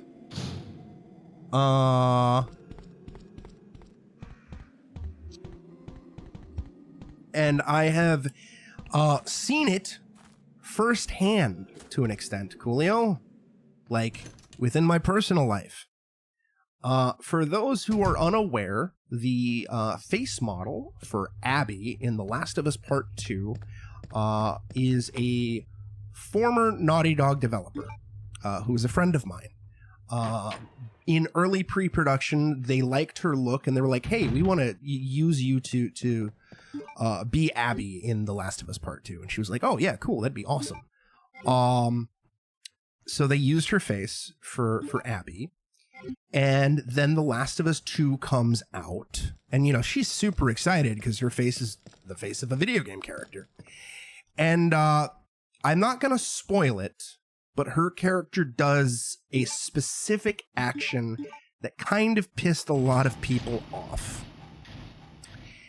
And rather than, say, criticize the character or criticize the writing, people decided that it was somehow directly her fault and began to send her insane amounts of online harassment, including death threats. And Laura Bailey voiced this character, also received a metric fuckton of online harassment and death threats simply for voicing this character. And I'm just sitting here like, what the fuck is wrong with you people? Yeah, people also sent death threats to Laura Bailey's baby. And I'm just so disgusted by fandoms in general and their constant need to want to send death threats to other human beings because they happen to dislike a piece of media. I think the first time I heard about that shit happening was with Metal Gear Solid 2, the big Raiden. What the hell is this? Where a bunch of people got really mad and sent Hideo Kojima death threats over Metal Gear Solid 2. And additionally, a bunch of people famously sent death threats to Hideki Anno for the final 2 episodes of Neon Genesis Evangelion. And I'm just sitting here like, what the fuck? And Hideki Anno even brought the fucking receipts, because he actually took those death threats and incorporated them into the End of Evangelion movie where they flashed up on screen. And it's like, what the fuck? And this seems to happen over and over and over and over and over again, where instead of just criticizing a piece of media or criticizing an author's ability or whatever, they decide to send death threats. And it's even more ridiculous. It's already, like, insanely ridiculous to do it in the first place, but it's even more fucking ridiculous to send actors a death threat when the actor is not fucking responsible for any of this shit. They figured out how to send death threats, but they haven't, yeah, exactly. They haven't figured out how to work a shower. 100%. Like, again, I haven't seen the last 2 Star Wars films because I don't care, and I thought the online toxicity behind both of those films was fucking insane, and I don't want to be a part of any of it. But the idea of sending an actress death threats because she happened to play a character that you thought was badly written and you did not like is fucking insane to me. Granted, people shouldn't be sending Rian Johnson death threats either, but if you're gonna fucking do something, you just criticize the writing. Or if you're gonna criticize the character. Or if you think she delivered a bad performance, then criticize the performance. Don't fucking send people fucking death threats. This should be a sensible take. But seemingly, everybody and their cat is just like, you know what, fam? I woke up today and I'm just gonna send a random stranger I've never met before death threats. And I'm gonna threaten this random lady's baby. Dog, why aren't you dead yet? Jesus Christ. That took way too long. I think they buffed the dog health between Resident Evil 1 and Resident Evil 2. Oh my god. If it isn't Kirsty Thirsty. Ooh, nice juke.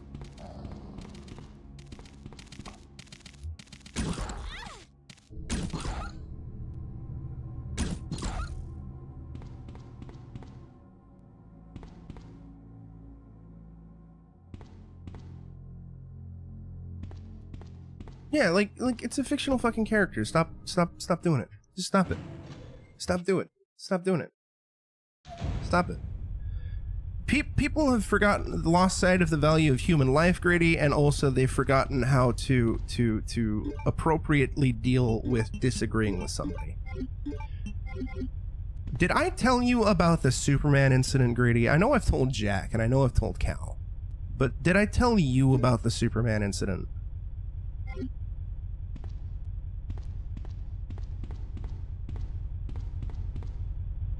Alright, so a few months ago, you know how there was the James Gunn Superman movie coming out? Well, there was all this shitty online discourse about it from Snyder Bros. Along with other online discourse, because a bunch of Snyder Bros are upset that the DC Universe is getting rebooted. Now, I personally don't like the previous DC Universe outside of maybe a couple of films, but whatever. So I just sent out a tweet. No hashtag, no nothing. And I don't have a particularly large following on Twitter. And I just said, it is fine to be upset that the previous DC Universe / Snyderverse is over. It's fine to not be interested in this new Superman movie. But the online discourse behind this new movie is really silly and toxic, and it kind of makes me retroactively hate the Snyderverse more. I personally think that is a very polite, articulate, intelligent, sensible lukewarm at best take.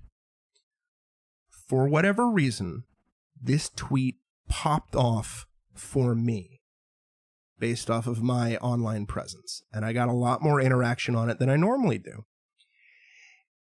And almost every single response was some insane fucking Snyder bro insulting me and harassing me over this lukewarm take, including one person who said, "It's no wonder you're unemployed." Or "It's no wonder you got laid off." And my first thought in reading this is, what the fuck does my lukewarm ass take on a fucking Superman movie have to do with me being laid off from the video game industry? You fucking basement dwelling troglodyte. You fucking donkey. You fucking brainlet. Get the fuck off online. Get the fuck off the internet. Thank you for proving my point. You fucking moron. Like, what the fuck is wrong with you? All for saying, literally just all for saying, hey, this online discourse is really stupid. I do not understand. I do not understand.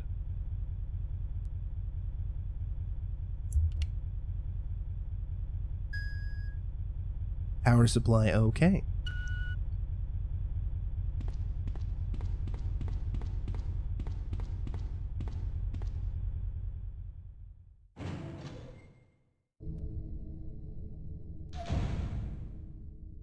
I'm all horned up. Yeah. Weapon storage. Electronically locked. There's a card reader on the left. Or again, even doing that Silent Hill tier list, and even to a lesser extent, that Resident Evil tier list. Again, it's fine to disagree with me and disagree with my takes and have a civil adult discussion about something, right?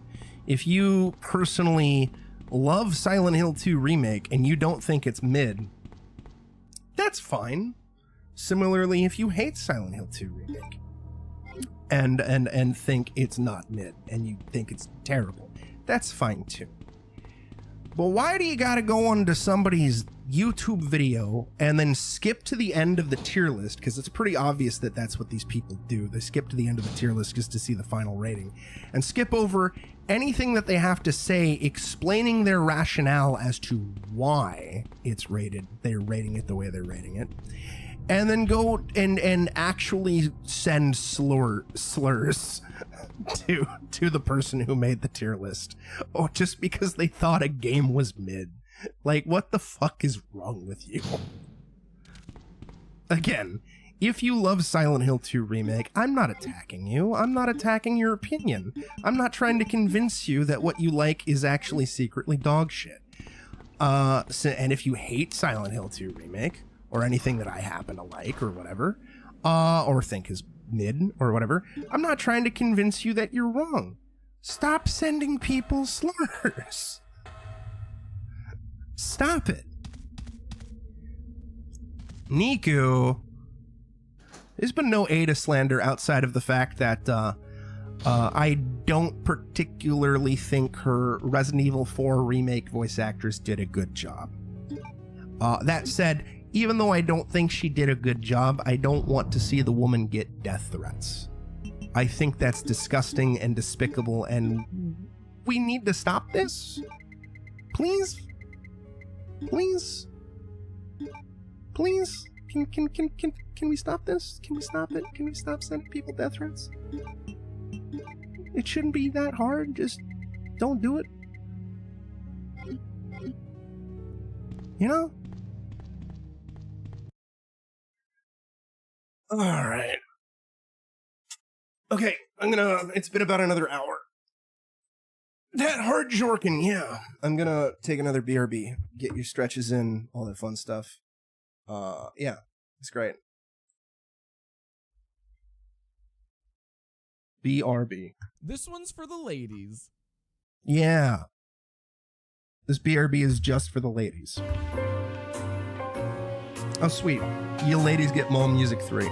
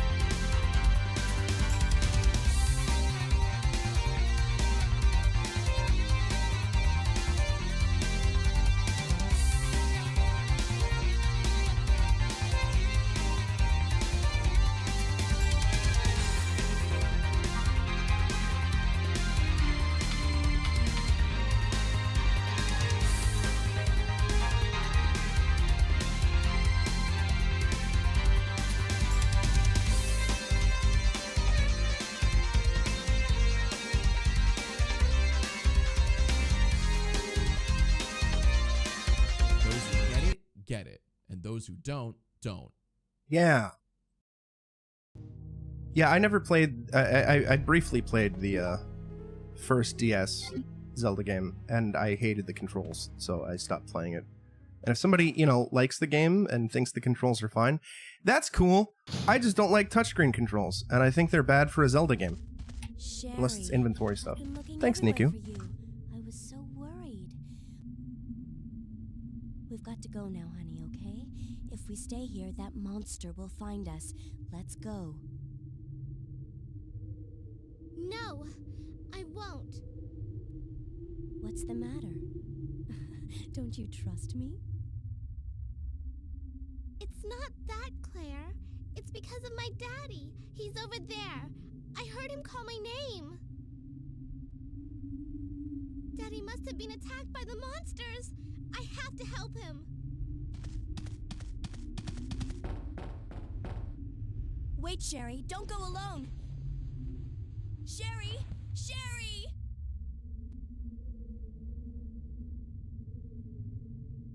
Oh, hey, cool. We're at the worst part of Resident Evil 2. But thankfully it's brief.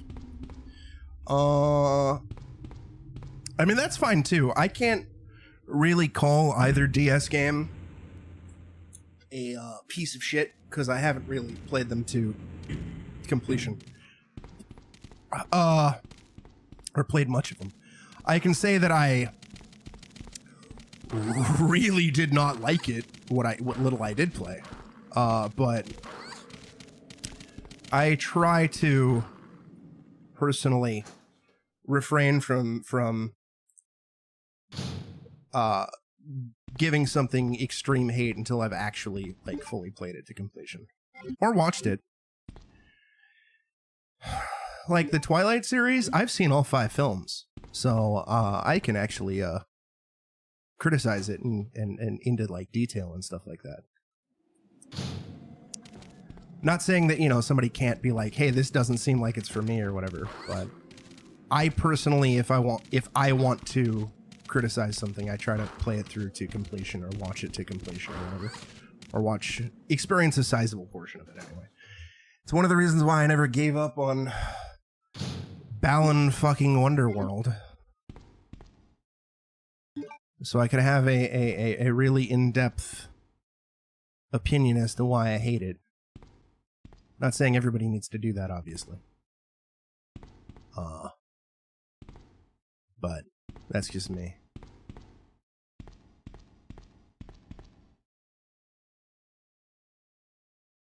Donkey Kong into Minecraft? You love Donkey Minecraft.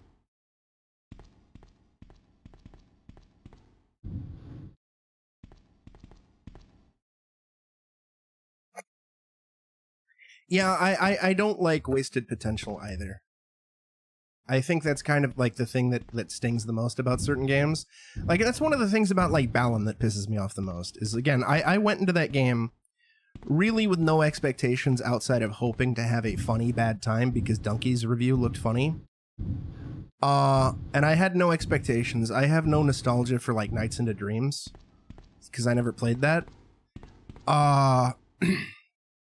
But upon playing Balan, I kind of hate the game more than maybe the average person because I could see a half decent baby's first platformer in the game. Nothing super noteworthy, but something that would be like acceptable for like a younger player or whatever. But it just had so much wrong with it. I haven't played Bonanza because I don't have a Switch 2. Obviously, given my financial situation and everything like that. But when I do get a Switch 2, I am going to get Bonanza, and I am going to stream it to completion. And I hope I like it. But, you know, we'll see.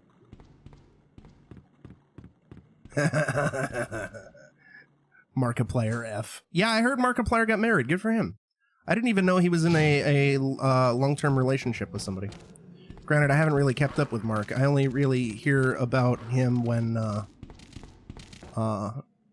he actually chimes in about something important, or he's in the hospital since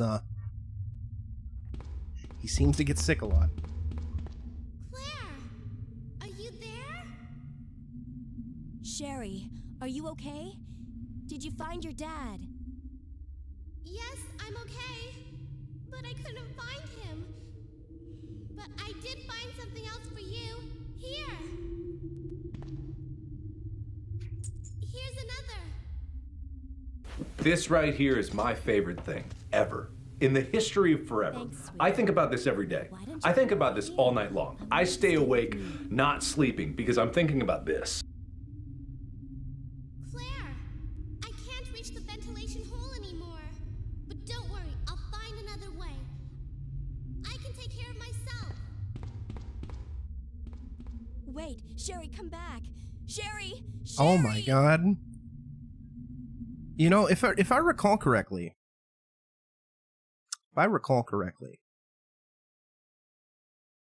Markiplier is half Korean. And Greedy, your ex, was from Korea. So now, as part of Saber's revisionist history, the deep Greedy kumquat lore, I'm going to start insisting that Grady's ex is Markiplier.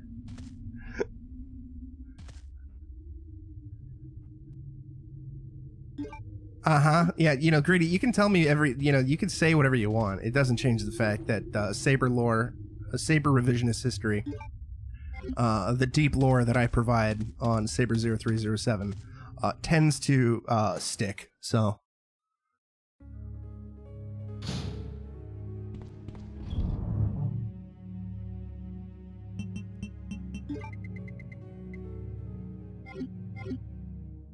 Have fun with that.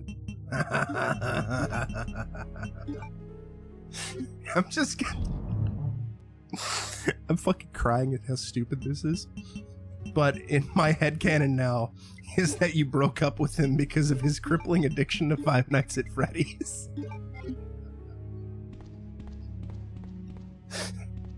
Mark, no, I can't stand to watch you ruin your life like that. Over such a juvenile horror game.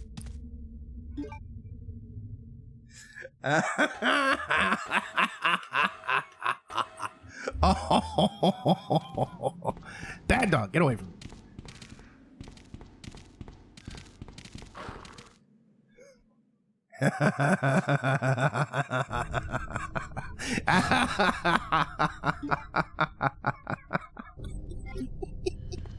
Shut up.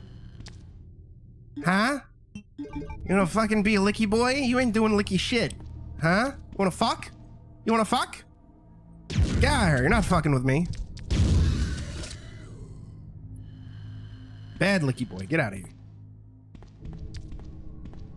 It is amazing how the licky boys in Ye Old RE2 are so weak. Like my childhood memory of them is them being terrifying and tanky, kind of like hunters. But in reality, they ain't shit. They ain't shit.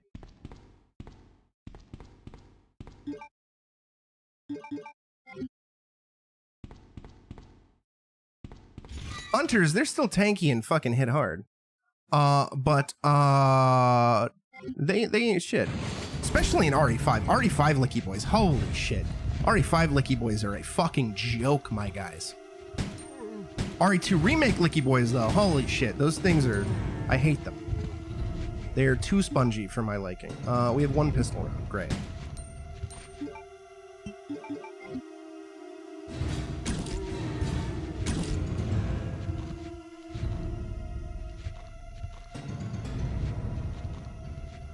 Jack, you gotta slap Emu's ass in VR.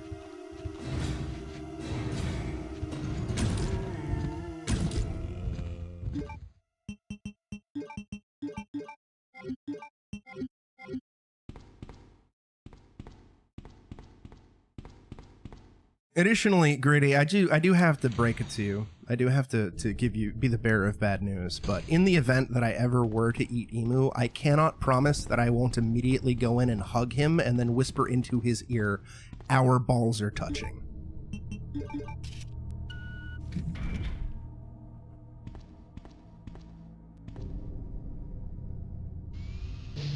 I mean, I'm sure he'd love that. But I'm just telling you that I can't make that promise, that I won't do it.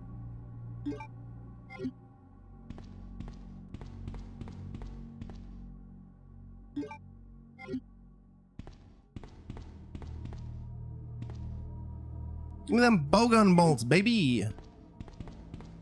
So, for those unfamiliar with Resident Evil 2, this is a decision point where you can get access to a machine gun and a side pack. And ideally, you are supposed to pick one and save the other for the other character. Now, you could take them both, but this means that the other character doesn't get them. Now, what I decide to do whenever I replay Resident Evil 2 these days is I don't take either, because the submachine gun actually takes up 2 slots in your inventory. Additionally, the character... There's a room that can only be accessed in Scenario B that contains an additional clip for the submachine gun, since normally you can't actually refill the submachine gun with ammo at all. So even though this does put me at a minor disadvantage, because the fact that Scenario A character doesn't have an extra weapon, or doesn't have additional inventory slots, by saving them both for the Scenario B character, I think that is the best course of action, because they get additional inventory that makes Scenario B a little easier, because Scenario B is a little more difficult, and they have an additional weapon to help offset the difficulty. And they'll actually get an additional clip that can make things even more useful. It's great. Again, there's no right or wrong solution, but that's just my personal preference. I think it's the sensible choice, because I like being a sensible boy. Except for when I'm, irrational. Usually coming up with a deep lore. Like how Niku is so dummy thick that when his cheeks clap for the first time, it caused the Big Bang. Watchman's Diary. August 11th. I finally had a chance to see blue skies for the first time in ages, but it did little to lift my spirits. I was reprimanded by the chief for neglecting my duties while I was up on the clock tower. Colleen Masters!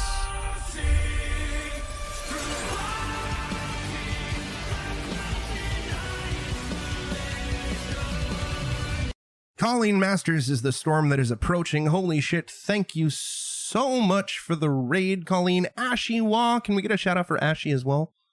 Colleen, how was your stream? How was Yakuza Kiwami 2? Welcome on in, Raiders. I am James, also known as Saber0307. We are currently playing the original Resident Evil 2, specifically the DualShock Edition, on PlayStation 5. This is part of a subsection of Back to GHOUL. Back to GHOUL is my early annual celebration of spooky season that starts in August. And due to my lovely Twitch viewers, they unlocked this thing called Resident Evil Legacy, where I will go through the overwhelming majority of the Resident Evil franchise, from the first game all the way to Village, along with doing the remakes after doing all that stuff. Originally, I was intending on doing this in January. However, Capcom Creators Program is currently doing a contest for its members, where the more Resident Evil games that I happen to go through that are not a modded game or a fan game, they get entries into a raffle where they can win a collector's edition. I don't know what the collector's edition is of, but I want to try to win anyway. So here we are, interrupting Back to GHOUL with mostly non-stop Resident Evil for a little bit, although with occasional detours outside of Resident Evil. We're currently doing Claire A. I'm probably just going to dive into Leon B after this, and so we can clear out the entirety of Resident Evil 2 today, and then dive into Resident Evil 3 tomorrow after we do a little bit of Phaz and a little bit of Lacerator. If you're not already following the channel, if you like horror games or variety games, because when I'm not doing spooky season, I do a lot of variety games, I sincerely request that you follow me. If you would be so kind. I'm trying to reach 700 followers before around the middle of November. If that happens, then I will stream the original Dead Rising. I think I'm currently at like 582, so we're getting really close. But again, if you don't want to, that's fine. And similarly, Colleen and anybody else who stepped in, if you need to do some post-stream care, that's perfectly understandable. Get some snacks, get some sleeps, get some rest, get whatever you need to do, especially if you happen to be in a time zone that is not United States Pacific Standard Time. Oh, yeah, I'll get the restraining order taken care of, Jack, so you can follow me. It's great. But I hope y'all are doing well. Going good, thanks. Now in Chapter 14, lots of serious stuff story-wise, so finishing karaoke, beautiful. RE2's going good. I think we're almost at the halfway point of RE2. It's kind of a bit hard to determine percentage-wise, but we are getting close to the end of RPD and going into the sewers. But it's going pretty good. Right now, you caught me in the middle of reading a file. Because I figured, why not? Let's read the files, instead of skip it and go like, I ain't reading shit. All right. I was reprimanded by the chief for neglecting my duties while I was up on the clock tower. There's only one thing I still don't understand. The chief seemed to be more concerned about the fact that I was up on the tower, rather than that I was neglecting my duties. Why was access to the tower prohibited in the first place anyway? September 5th, I recently talked to the old man who works in the scrapyard out back. His name is Thomas. He's a quiet man and really seems to enjoy chess. He even went so far as to design a special key and lock engraved with chess pieces on them for one of the doors in the disposal yard. We made plans to play chess tomorrow night. I can't help but wonder how good he is. One thing that's been bothering me about him is the way that he's always scratching himself. Does he have some sort of skin disease, or is he just rude? September 9th. Thomas was a much better player than I had imagined. I used to think of myself as a fairly decent player, but he did a pretty good job of humbling me. About the only thing I imagine that could match his skills in chess is his appetite. All the guy did was talk about food throughout the entirety of the game. He sounded fairly healthy, but he didn't look quite right. I wonder if he's okay. September 12th. I was supposed to play another game of chess with Thomas, but we had to cancel it because he hasn't been feeling too well. He stopped by to see me, but I told him to go back and rest since he literally looked like the Walking Dead. He insisted that he was just fine, but I could tell he was really having problems. Come to think of it, I haven't been feeling too good myself lately. That is correct. Each and every single person in this chat across all 3 streaming platforms is cute. Is cute. Is cute. Sorry, I don't make the rules. Yeah, do a Tekken Legacy. Do it. Do it, Jack. I stole this Legacy concept from Rio09, although to be fair, I actually asked him in advance, hey, is it alright if I steal your Legacy idea for Resident Evil? And he was just like, bro, do it. Fucking do it right now, bro. Bro, if you use the rifle, I'll fucking sub to you like right now, dude. No, wait, I'm confusing Rio with the random rifle bro. I wonder if he'll pop back up when we stream Revelations 1. But it was kind of funny to picture Rio like hulking out. Yeah, I know, but it's funnier to say sub. It's funnier to say sub, Lexi. Okay, we need to hit a...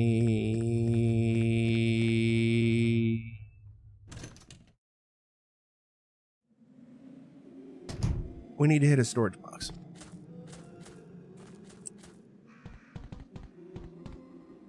I mean, you know, it'd be just the same if he's like, bro, if you use the rifle right now, I'll suck your dick, bro. Through the internet, man. Through the power of the internet and the rifle, I will suck your dick, bro, and I'll give you a reach around.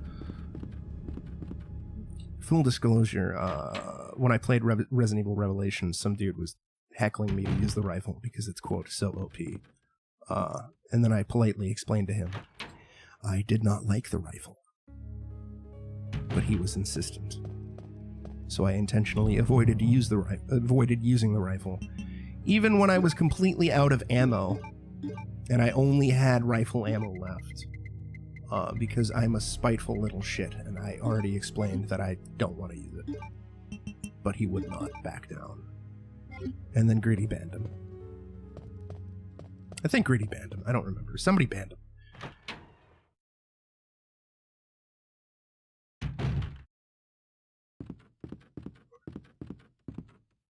Reactbot, what do you think about all this? That got messy. A little bit. A little bit. It's a little It's a little messy. It's a little messy Wessy.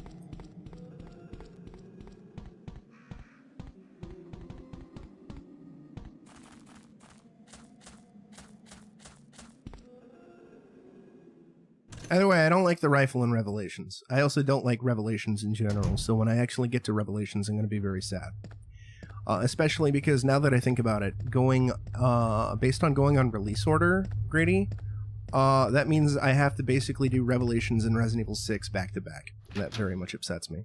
And also because of the fact that I'm intentionally avoiding doing the emulated games, despite my initial plan of going through every single game in release order. This means... Grady, this means... Do you know what this means? It means that for Resident Evil Legacy Part 2... I'm going through the overwhelming majority of the bad ones in a densely packed setting. There's multiple multiplayer Resident Evil games, Jack. One of them also just recently died. Like nobody can play it anymore, because you know. Oh fuck! I need the lighter. God damn it. Although, yes. Get out of my inventory. We get rid of the key here. Yes. Yes. Get away from it. Okay, we gotta backtrack. But I'm not gonna go upstairs. I'm just gonna run across the hall to the other storage box. Although I can do modded content, so I might squeeze in Kendo's cut. There is Operation Raccoon City, and it was on the PS3, Jack, but it's also on PC. And it does have full co-op.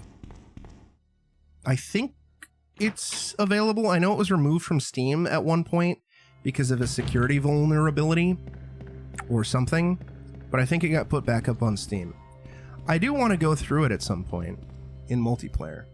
I also owned the PS3 version initially, Jack. That was, I bought Resident Evil Operation Raccoon City and Silent Hill HD Collection the same day as a wee baby boy. And it was a very, very, very sad day for me because Operation Raccoon City was pretty mid. And Silent Hill HD Collection is pretty poopy butt. Exactly, Jackery. My PS3 got Raccoon City. As in my house burned down, for those unaware. Actually, let me see this right now. Raccoon. Because I would love to go through the game in co-op at some point.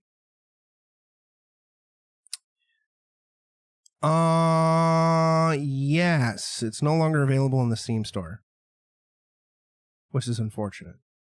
Although they're still selling DLC for the game. You can't buy the game, but you can buy the DLC. Which is wackadoodle.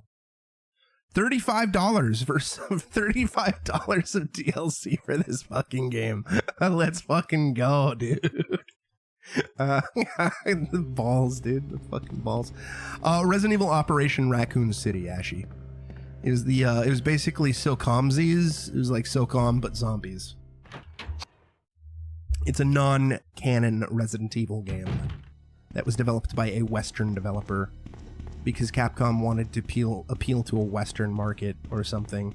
And Capcom has this weird idea in their heads that they need to do weird experimental Resident Evil games, despite the fact that weird experimental multiplayer Resident Evil games, mind you. Despite the fact that they have 3 proven successes, which is co-op, Mercenaries, and Outbreak, and they refuse to really do any. Also, I guess raid mode, so fourth success. But I haven't played raid mode, or much of raid mode. No, you can still get Resident Evil 6. You just cannot buy the Steam version of Operation Raccoon City for some reason or another, which is kind of silly. But I'm assuming you could probably find it somewhere. I think it's 12, 11, 13. It's either 12, 11, 13 or 12, 13, 11. 12, 13, 11. I'm not going to say where, especially on stream, but one can probably find it. But then again, my general stance is, you know, if it's not available for sale, then it's not sailing the 7 seas. Capcom, put Resident Evil Operation Raccoon City on Steam so I could play it with Jack and Greedy. And we can all be fucking miserable together. It'll be really funny.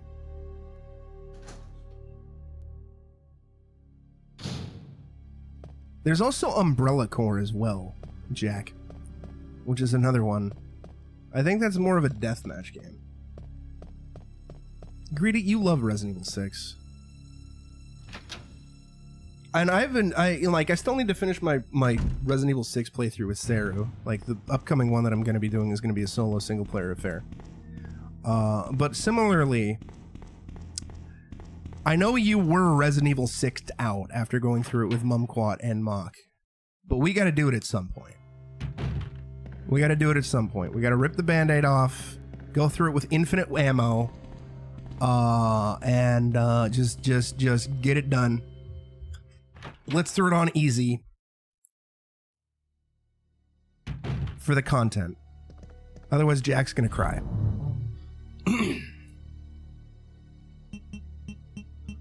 Well, if you think 5 is meh, you're gonna think 6 is like quadruple, quintuple meh. Where the fuck is the last red gem, dude? I don't remember where it is.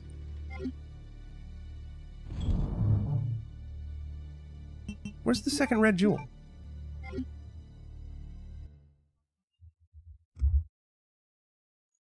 Just like we gotta do the RE5 expansions at some point. RE2 red jewel. I'm sure Google is going to give me the remake. Yeah, of course, Google's first fucking goddamn thing is for the fucking remake, even though I fucking said 1998. Oh, god damn it, fucking. Fuck you, fandom. Location. There are 2 red jewels. One can be found in the fireplace in the operation rooms. Most part of the thing. Didn't I get that? No, I didn't. I'm a fucking stinky idiot. Listen, 6 is slightly less miserable with a friend, Gritty. Slightly. Ever so slightly. It still is miserable, but it's slightly less miserable. 5 is pretty junk in single player because Sheva's really dumb. But it's a lot of fun in co-op. But I'm going to be doing both of those single player, and both of those I'm going to be doing on easy difficulty to expedite it, and I'm going to be using infinite weaponry also to expedite it. Because I'm on a time crunch, and also those games are kind of a pain in the ass to go through single player. And I don't want to have to rely on someone else's availability to beat the game, which is why I'm doing it single player.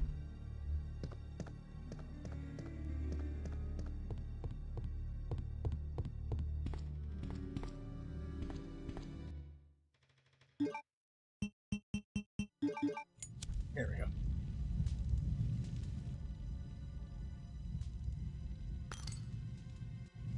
That sounds about right.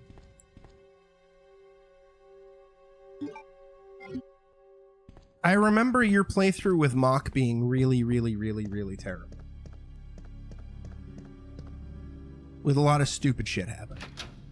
I don't remember too much about your playthrough with Mumquat, though.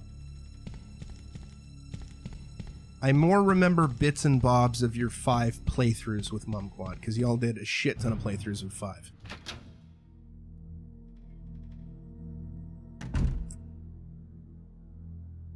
Also, though, to be fair, Grady, Chris's campaign is shit the bed terrible, and that escape sequence is also shit the bed terrible.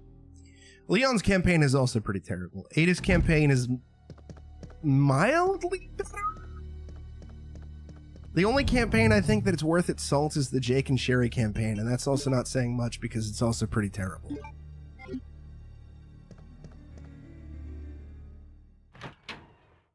The long story short is RE6 is a pretty bad game.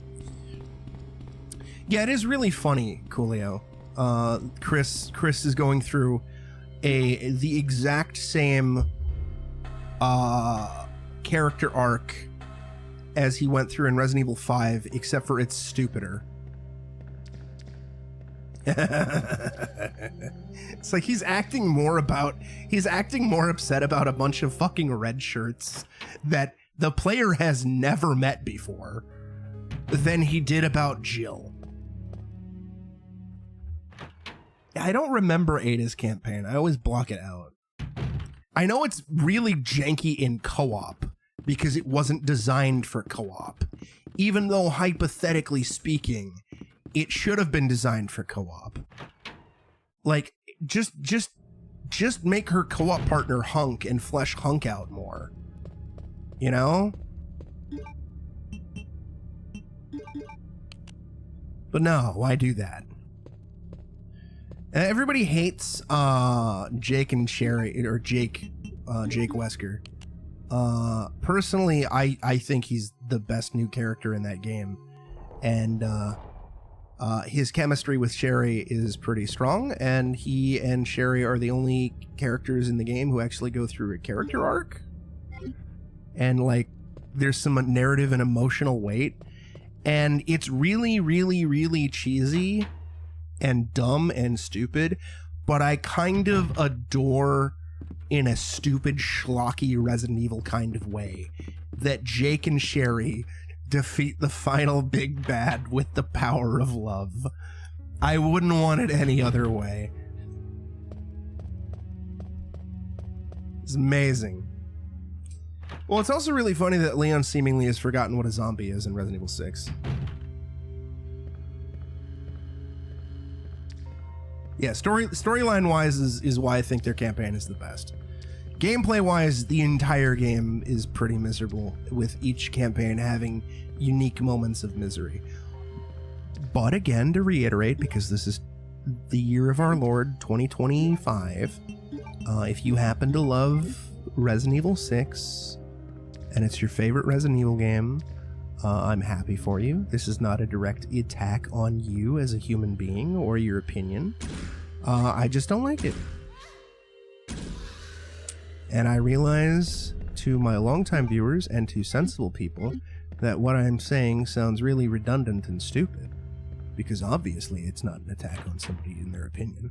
But apparently we live in fucking the year 2025, and it's illegal to have a difference of opinion with somebody. Oh no! I will defend 5 to my dying breath, Coolio. I love 5, but I can also understand why people would hate 5. And I think 5 is a rick-roaring hell of a time in co-op. It can be a lot of fun. It has one chapter in the game that is absolute dog shit. I cannot defend it. Grady knows what I'm talking about. It's the fucking turret sequence. And there is a point in the game, starting with chapter 3, where the game gets really uncomfortable for certain reasons. But I still love Resident Evil 5. I adore it. Saber might not be, but I'm attacking you as a human being if you like RE6. If you like RE6, you're literally the spawn of Satan, and I hope you get hemorrhoids. Says Emo.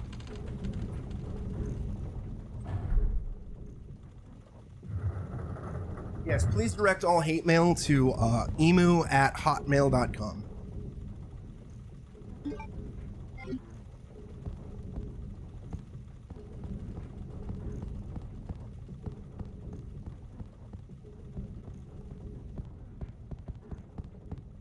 Well, Emu, all you have to know for context is that Capcom decided to quadruple down on the action elements of Resident Evil 6 while simultaneously trying to appeal to all of the fans in the past who were criticizing the more action-oriented direction of the Resident Evil franchise without actually really addressing their core concerns. So it is a game that has been focus tested up the wazoo and attempts to appeal to literally every type of Resident Evil player. And because of that, the game is like 20 to 30 hours long. It is exceptionally bloated. It's pretty janky in a lot of respects. For its time, it had like a development team of like 600 to 700 developers, and for a 2012 game, that's not Grand Theft Auto. That's kind of insane, and it didn't really appeal to a lot of people. It's not to say it didn't appeal to people, because it does have its fans, but still.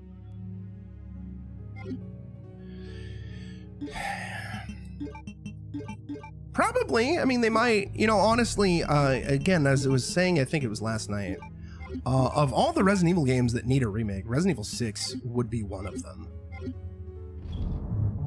Granted, Resident Evil 6 is a more recent game, and I have the staunch opinion that we need to stop remaking recent shit, but given Resident Evil 6's state, the status of the game, and its jankiness, I would really not be opposed to a remake of it.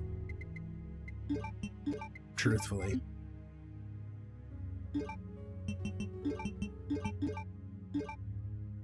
It's also why I would much rather prefer to see remakes of, say,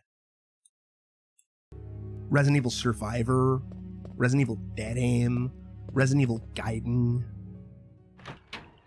fully flesh out Operation Heavy Air from Resident Evil Umbrella Chronicle or Darkside Chronicles as its own game. Stuff that's trapped into obscurity that maybe is a little rocky on the quality side in its initial release, but like remake it and make it, try to, like, you know, make it better. It's not, but on the grand scheme of things, it is still comparatively new. Claire! I mean, Coolio, like, by that logic, You're okay? The Last of Us was only 10 years old when it was remade.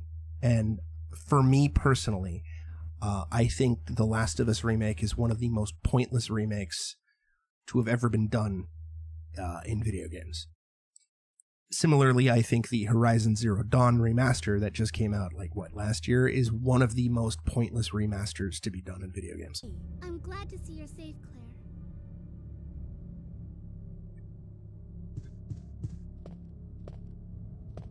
Claire. Like, I just want proper preservation for the most part. And if something's properly preserved, then I'm a little more open to it being remade if it's an older title. Mail to the Chief.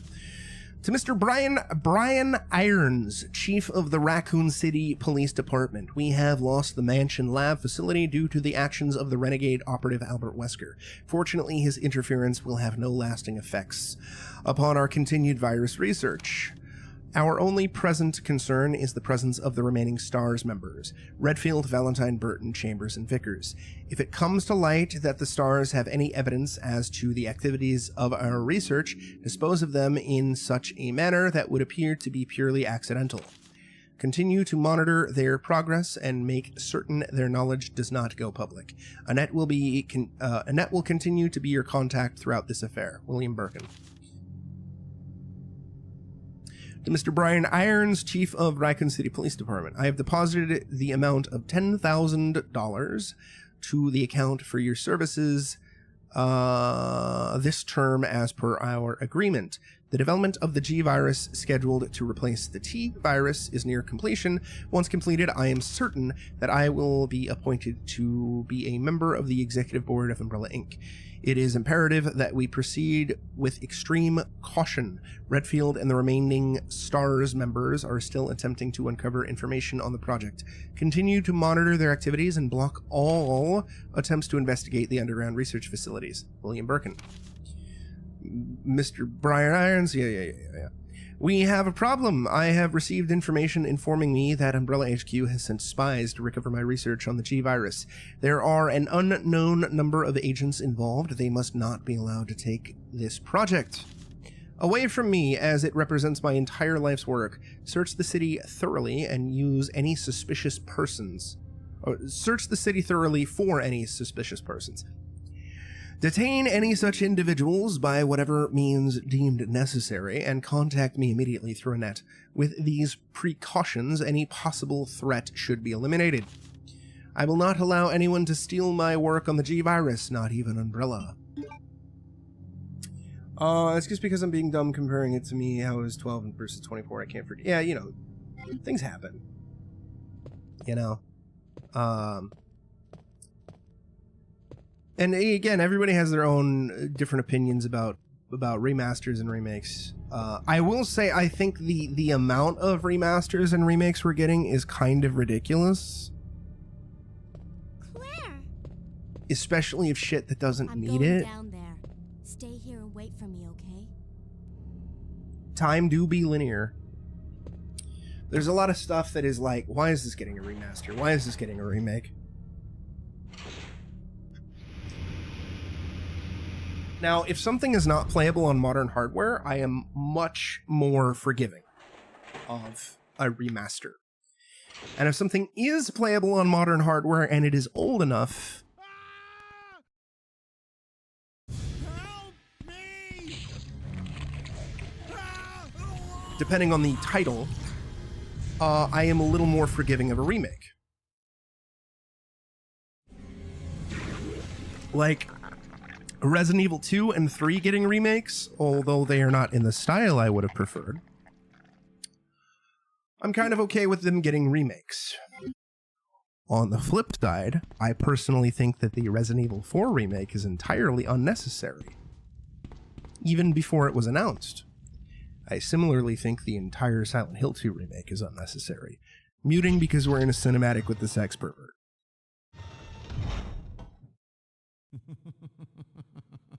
So you've made it this far. Not bad, girl.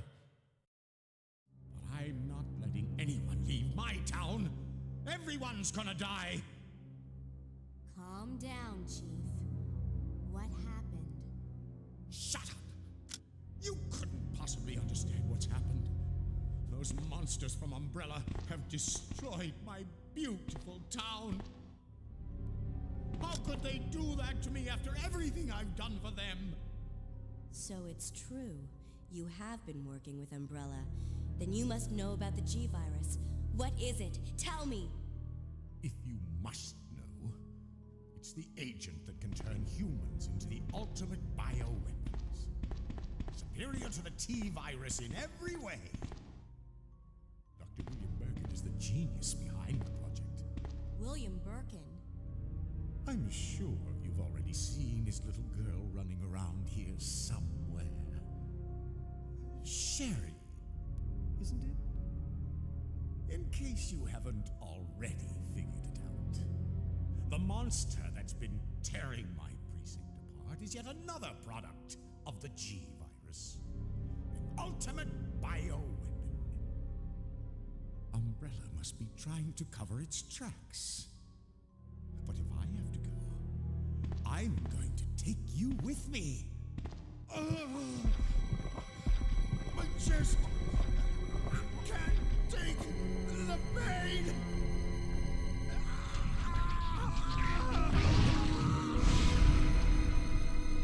What the hell is this?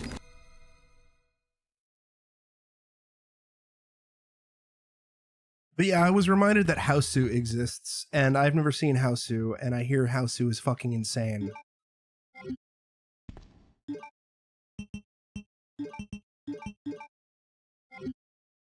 Oh yeah, no, absolutely.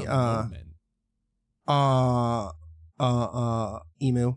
That's why I'm kind of forgiving. Again, even though Resident Evil 2 Remake is not in my preferred style, Resident Evil 2 Remake, I am fine with the remake existing, and I would even say it's maybe mildly necessary, because there's a lot of people who are very prejudiced against fixed camera angle games, especially if they have tank controls.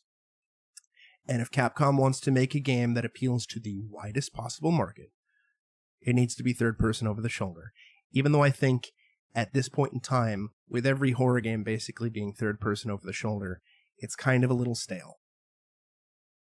That said, RE4 Remake, I still feel is really, really, really unnecessary because the original still holds up and is a complete fucking banger to this day.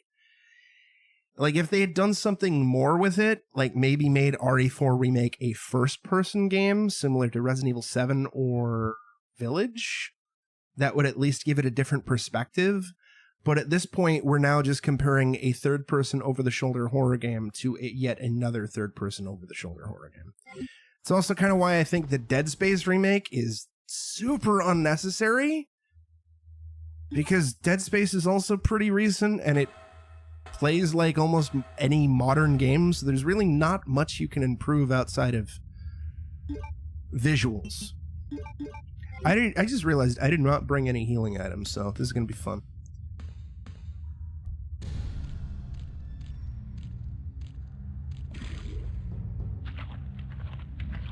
Now, I'm admittedly very biased, and I'd prefer fixed camera angles and tank controls and shit like that. And I would have loved to see Resident Evil 2 remade in the style of Resident Evil 1 Remake. But I also get why it was remade the way it is. I just think RE4 Remake is super unnecessary. And I think if Capcom remade RE5 next, it would be absurdly unnecessary. Oh, it's dead. Get off me. Yes. Oh, I'm not even talking about looks. I'm talking about mechanics. For me, graphics, I don't give a shit about. I know the kids today are all about graphics. And they are part of the reason why the console industry is in the way it is. But I don't really talk about, whenever I'm talking about holding up, I'm more talking about, like, mechanically speaking as opposed to graphically speaking, because graphics will age, you know, full stop, unless you go for a really stylized look that is timeless. Like, for me, in my opinion, Wind Waker graphically, even the GameCube version, holds up insanely well, arguably more than Twilight Princess, because of its cel-shaded look. But I think I found a way out of here. But I know kids only give a shit about graphics. Someplace safe if we can just make it out of town. And basic bitch gamers only care about graphics. Don't worry, I'll protect you. I promise. But It's you have to make sure you don't leave my side. It's why I see some of the most basic bitch dumbass takes about modern gaming. And, like, you get your Puddlegate bullshit, like, from Spider-Man, or, like, one of the things I've seen with, like, the new Ghost of Yotei or whatever, is somebody is, like, creaming their jeans over the fact that you have to, like, I guess, cook fish using motion controls on the DualSense, and how realistic it feels, and how good the game looks. And the minute they said you have to cook food using motion controls on the DualSense, I immediately said to myself, okay, I'm never playing this game. Leon, are you still there? We're leaving. Are you crazy? The streets are still crawling with zombies. It'll be all right, trust me. We found a way to the sewer. Follow us later. Claire! Wait!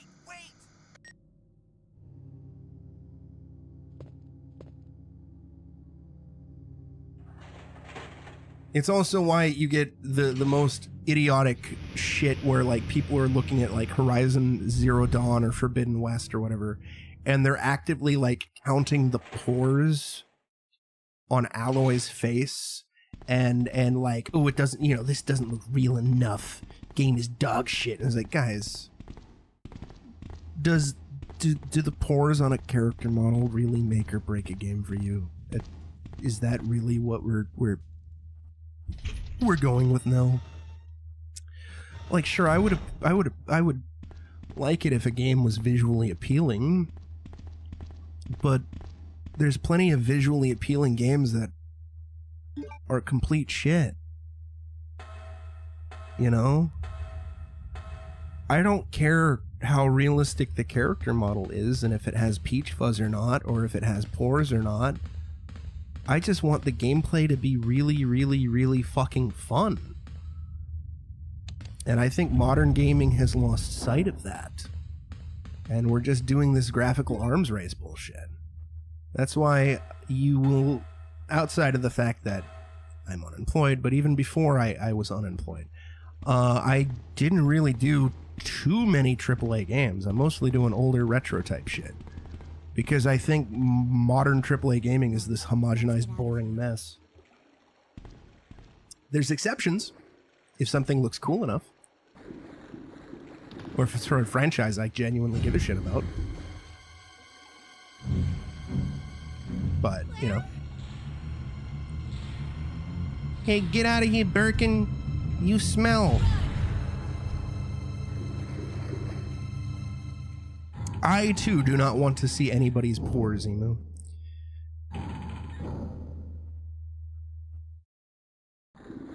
Like, and I also know everybody and their cat makes a big deal about ray tracing. I don't give a shit about ray tracing personally, because I'm usually moving through an environment and not really paying attention to reflections. Sherry! Claire! I'm here! Like, I'm usually running past. All right, I'm gonna go on a BRB because it's been about another hour, so I'll see you in a few. That's enough brain rot for today.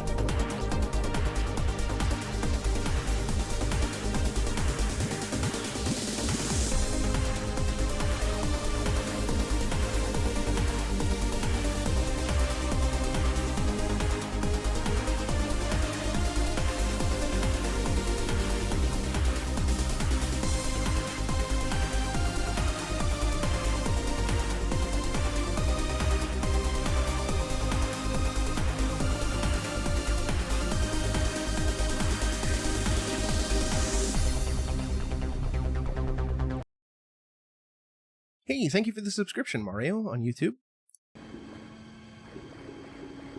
Although the one hill I will 100% die on, Emu, and it's also a hill that Jack will die on, is that for Metroidvania games, especially ones that are inspired or trying to ape off of Castlevania Symphony of the Night, I kind of wish they would go for more of a pixel art look, as opposed to fully 3D.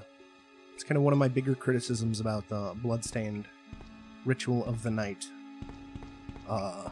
Is, you know, from what I have played, you know, it's a fun game, but I would much rather prefer it if the game was pixel art. Hey, thank you, Coolio. Exactly. You gotta have you have a incredibly intelligent opinion, an incredibly smart, correct opinion, Coolio. Also, you're cute. 3D art can work. Like, I'm not gonna say like it can't, but I prefer pixel, especially for, say, Bloodstained. I really wish Bloodstained was pixel art. Hey, pick it up. Yeah, Metroid Dread looks great. It's a neat game from what I have played, although it was a little frustrating at points. But just my preference is pixel. And like Bloodstained 2, I wish that was going to be pixel. I knew it wouldn't be because the first one wasn't.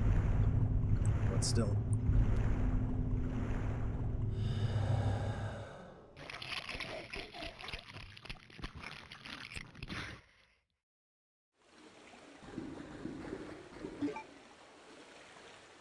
Alright. I can safely dump the grenade launcher for now. We won't be using this again for a hot minute. Oh, good! In case we do get poisoned. Which is mostly unlikely, but it can happen. For Bloodstained? No. The new Bloodstained... There isn't a... The new Bloodstained, or Bloodstained 2 officially got announced, I think it was earlier this year or last year, and it's 3D. There is Curse of the Moon, like Bloodstained Curse of the Moon and Bloodstained Curse of the Moon 2, and those are pixel. But those are like the spin-offy Bloodstained games that are trying to ape more ye old Castlevania, not Symphony of the Night. And I like that pixel art. You know, it's cool. It's capturing like the NES aesthetic. But I would love to see like the 32-bit pixel art return. Although I know for a fact that doing that is really hard. I am not unfamiliar with the difficulties of game dev. Sewer manager facts. User lift of the connecting facility. On the first and third Wednesdays of the month, Angelica Margaret, Chief of Maintenance, will make use of the facilities. Be sure to reduce the moisture levels in the facility by activating the fan, as the equipment she will be using is susceptible to the effects of water vapors. On the 28th of every month, the chemical transporter, Don Weller, will use the facility. The chemicals he will be transporting are extremely volatile. Extreme caution should be observed throughout their transport. On the 6th and 16th of every month, Police Chief Brian Irons will visit the facility to attend the regular meetings that take place in the lab. On the 4th Friday of every other month, William Birkin will use the facility to conduct a training seminar for the Chicago branch of Umbrella Inc. As the probability of an attack upon Dr. Birkin will be high, take every measure conceivable to guard his life. You will be informed of all other potential visitors and the times they will arrive as needed. Guide these individuals to their destination safely. We expect nothing but the best from you. Charles Coleman, Secretary Chief, Umbrella Headquarters. Yeah. Hey, get over here. Give me that handgun. Give it to me. Wait a minute, I need a lighter. I need the lighter. And we're also gonna need the valve, but we can do that later. Brian. Use it. Yes.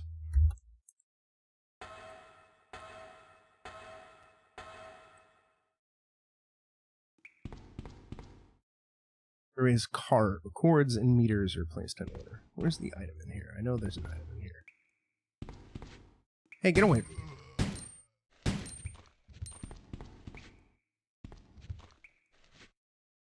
Are you coming or what? Hey, thanks.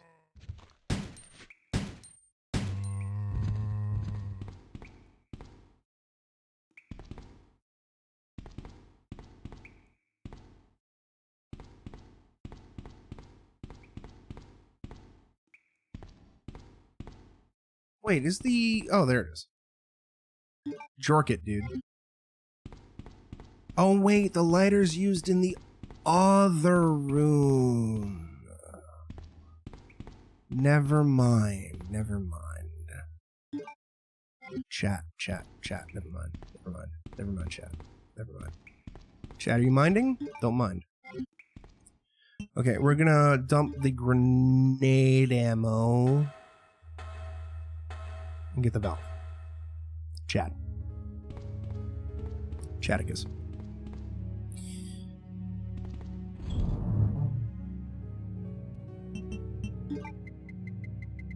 I will say, though, I'm honestly kind of upset at myself that I did not come up with the Resident Evil Legacy subtitle until literally last night. Because it's staring at me straight in the face.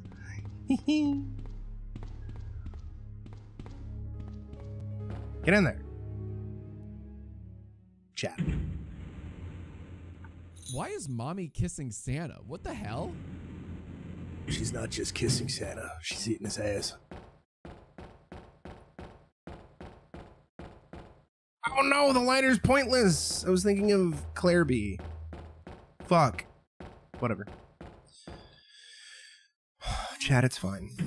It's fine, chat. It's fine. We don't need that. We don't need that. We don't need the lighter. It's fine. It's fine. Wait a minute. Fuck this. Get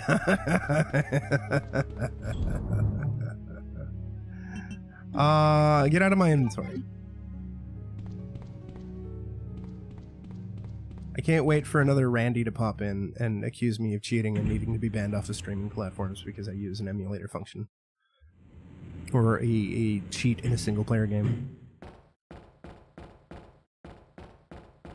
While being obvious and upfront and not trying to speedrun or anything like that. Give it to me. Chat, the rifle is so OP. Did you know that?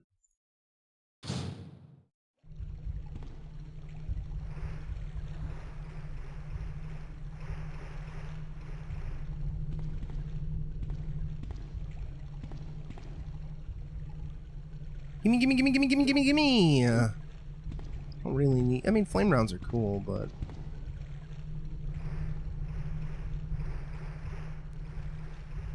This is taking a bit longer than I expected, but it's fine.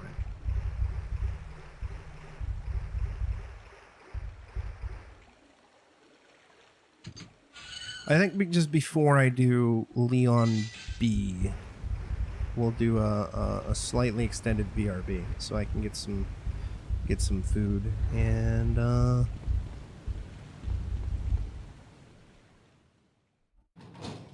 get a stretch in, feed the dog. Because I'm pretty sure we got an hour and a half to 2 hours left. Muting. I see. Another spy sent by Umbrella, right? Let me guess. You're here to steal my husband's G virus, aren't you? You are tenacious, I'll give you that. Husband? Then you must be Annette. Sherry's mother? What? Sherry's wandering around alone in the sewers. You have to help me find her. That's impossible. I told her to go to the police station. What's she doing here? William will be after her. William? That's right. The creature that's been causing all this destruction is none other than my own husband.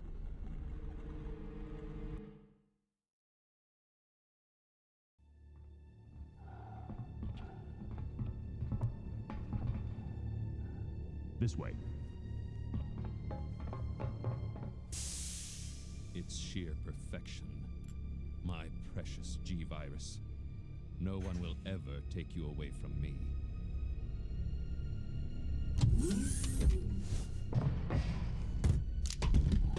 There he is. So you finally come. Doctor, we're here to collect the G-Virus sample. Sorry, but I won't just hand over my life's work. Stop. You might hit the sample. That's it, all right. Okay, let's move out.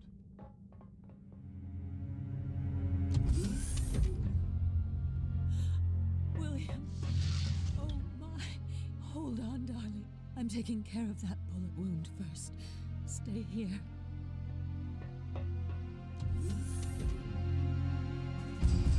Alpha team, have you retrieved the sample yet? Affirmative. We'll be at the rendezvous point in 1 minute. Roger.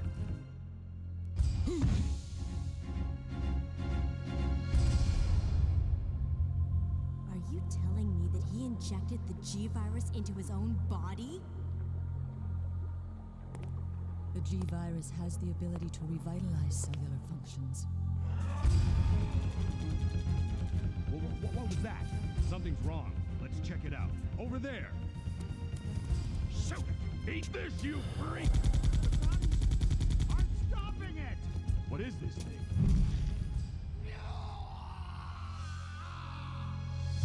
Hurry!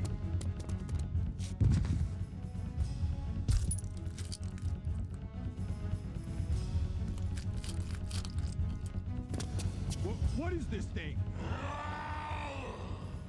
Fire! Fire! Son of a...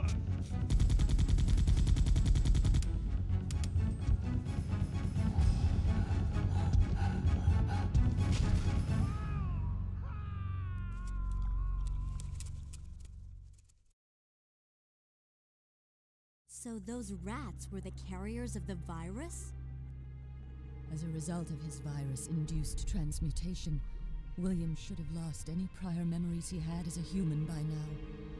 I tried to save him, but I'm afraid it's already too late. But... And that's not even the entire story. Every G-Virus bioweapon, including William, has the ability to implant embryos into other life forms. That's why he's after Sherry. What are you trying to say? The bodies of individuals with non-related genetic coding are likely to reject the embryo, but since Sherry is his daughter, that possibility is non-existent. It's an inherent survival instinct. It's Sherry. You go that way. Yeah. Get out of here. Dusty old Annette.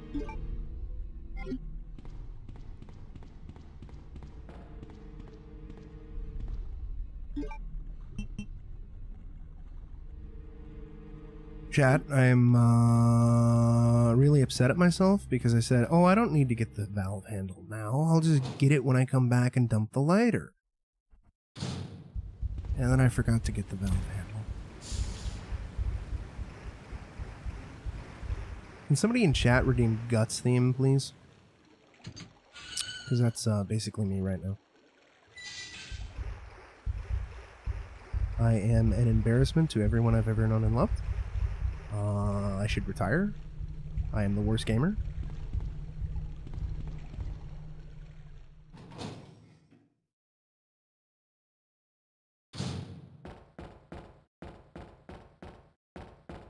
Oh, no, it's over here.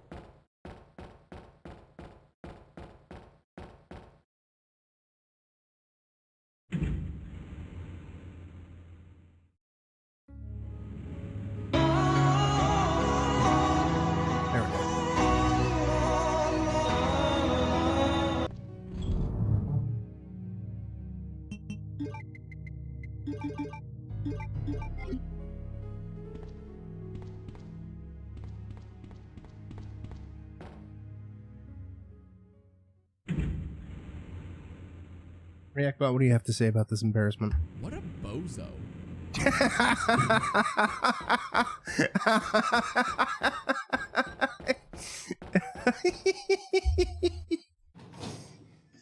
Mwah. Chef's kiss. Perfect reaction. 10 out of 10. Never change. Get away from me.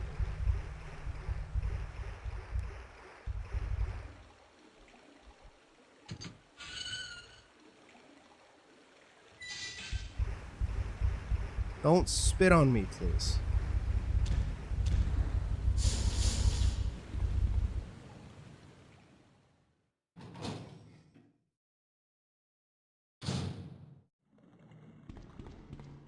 Also, I gotta look up that Resident Evil 3 decision chart thing again. And double check, because for Code Veronica, I'm gonna try to use the infinite item exploit.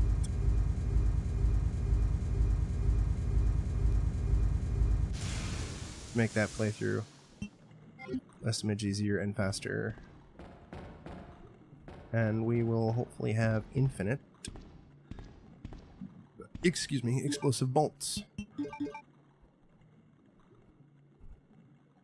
If I do it correctly.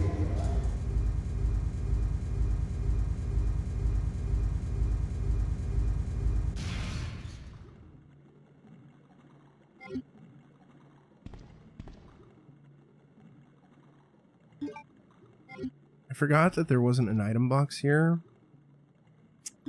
Thought there was.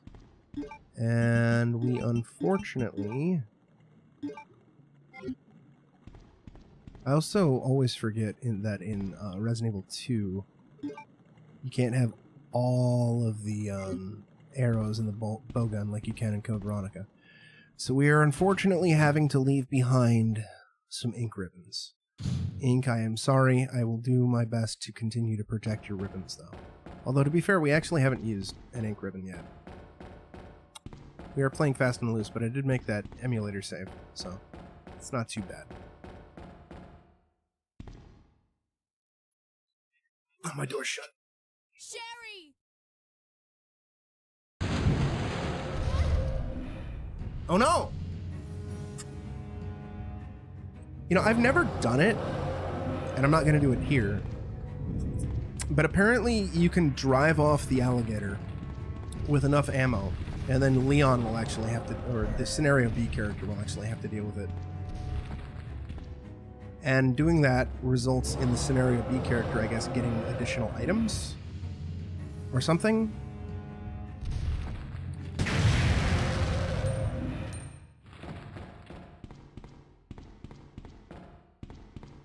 I don't know, man. I just work here.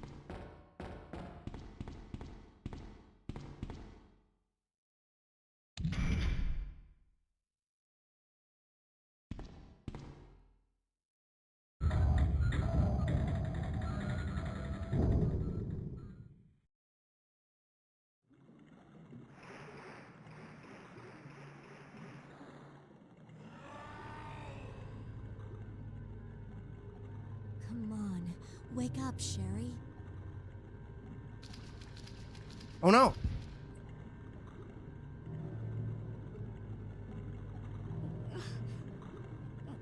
My stomach. It hurts. Don't worry, you'll be fine.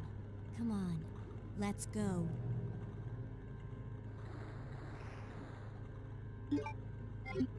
I just realized I'm gonna have to use that green herb because the eagle medal is up here.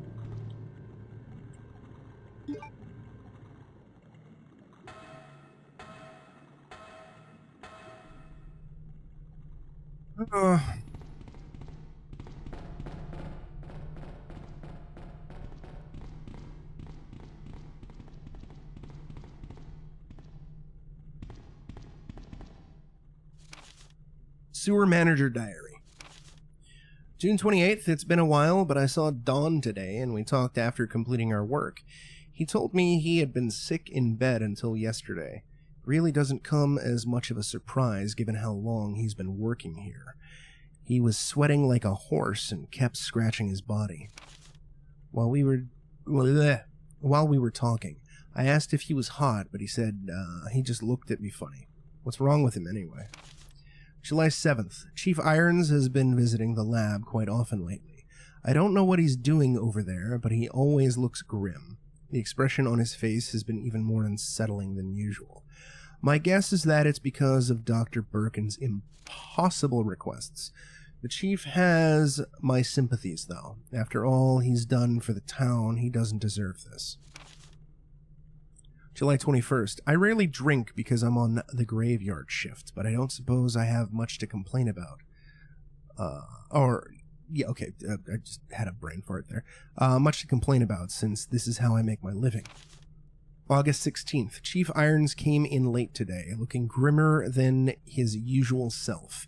I tried to joke with him to cheer him up, but he wasn't amused. He pulled his gun and threatened to shoot me. I was able to calm him down, but that guy must have some serious problems. He knows he can't enter the lab without my help, and my medal is what it means for the chief to serve and protect. Is that what it means for the chief to serve and protect? August 21st. William informed me that the police and media have begun their investigation on Umbrella's affairs. He said that the investigation will be citywide and that there is a possibility they'll even search through the sewers. He asked me to suspend all Umbrella sewer facility operations until the investigation is concluded. The sewer will still be used for passage, but he stressed that I have to be extremely cautious and that I'd lose my job if anyone finds out about this operation. And your life, bro, because Umbrella's the type that'll kill you, bro. Excuse me.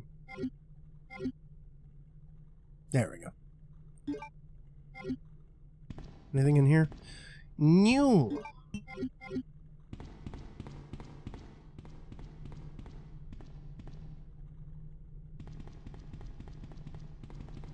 Oh, I do actually need the lighter. But I don't remember if there is a storage box. I think there is. If not, we'll just backtrack.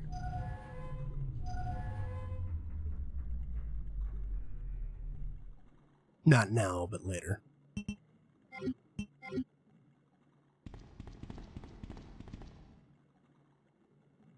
Yeah, give me up. You know, no, I am gonna, once we beat Claire, I'm gonna take a break. A proper break. And we'll just do another late night with the hack fraud sort of situation. Those are fun.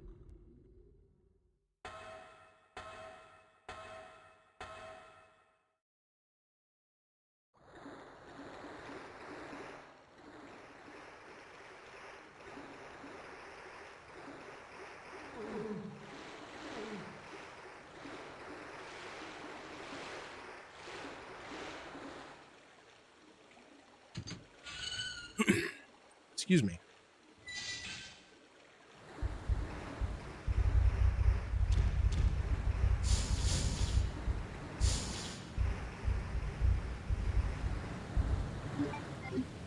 Fuck. Chat, we might get poisoned.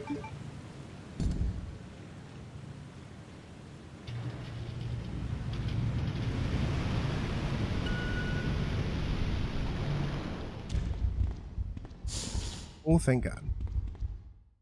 I still have, like, PTSD from that one Resident Evil 2 N64 randomizer run that I did, where I did not get blue herbs as Leon because of the randomizer, and then I got poisoned, and then I had to go through, like, an hour and a half of gameplay, maybe a little more, maybe a little less, before I found a blue herb. That was pretty brutal. Chat. That happened a few years ago. Okay. Good news is we don't use the lighter here. We need to use the lighter after the Skytram, but unfortunately, it does mean I have to backtrack. That's fine.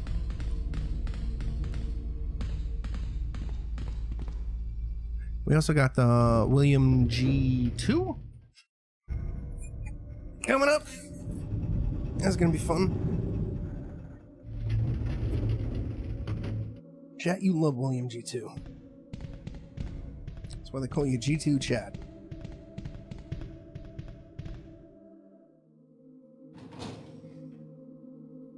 Yeah, so for context, when we beat Claire A, I'm gonna raid out. And then Leon B will be later tonight, but I might do a little Faz with Sarah and Mock before that.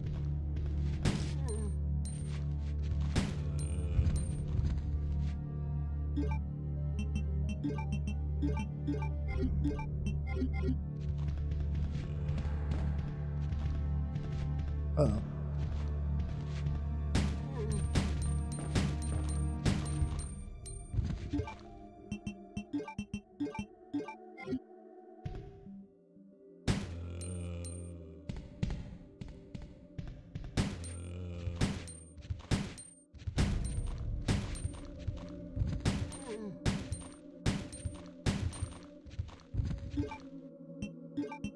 It's also interesting too because I'm sitting here going like, man, even though I have played vanilla Resident Evil 2 somewhat recently, I think my memory is kind of skewed from doing the N64 randomizer more often than not recently, which has comical health values, or not health values, ammo values.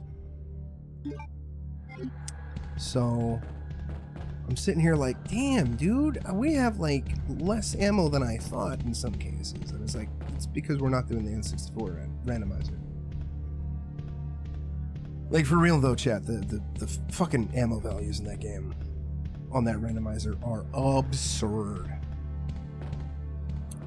The devs, in order to combat potentially getting soft locked due to the randomizer, their fix was to just drastically increase the sheer amount of ammo that you pick up from ammo pickups.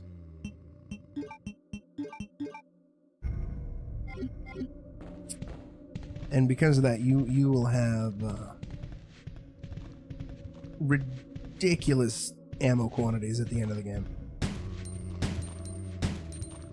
I think there was one playthrough I ended where I had like 300 flame rounds. It's ridiculous. I love it.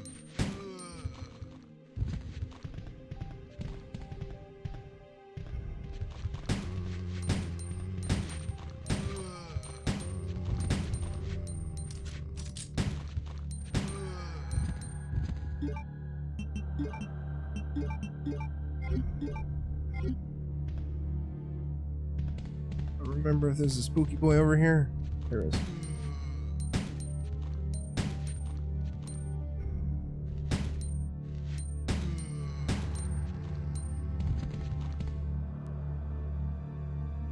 Okay, we'll get these 2 herbs on our way back. We got the Birkin fight coming up. So here's what we're gonna do.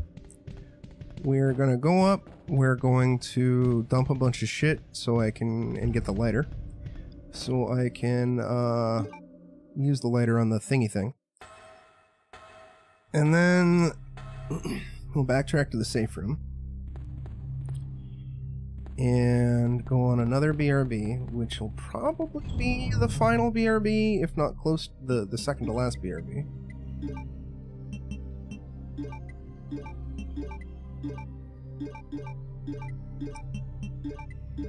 And then we will raid out.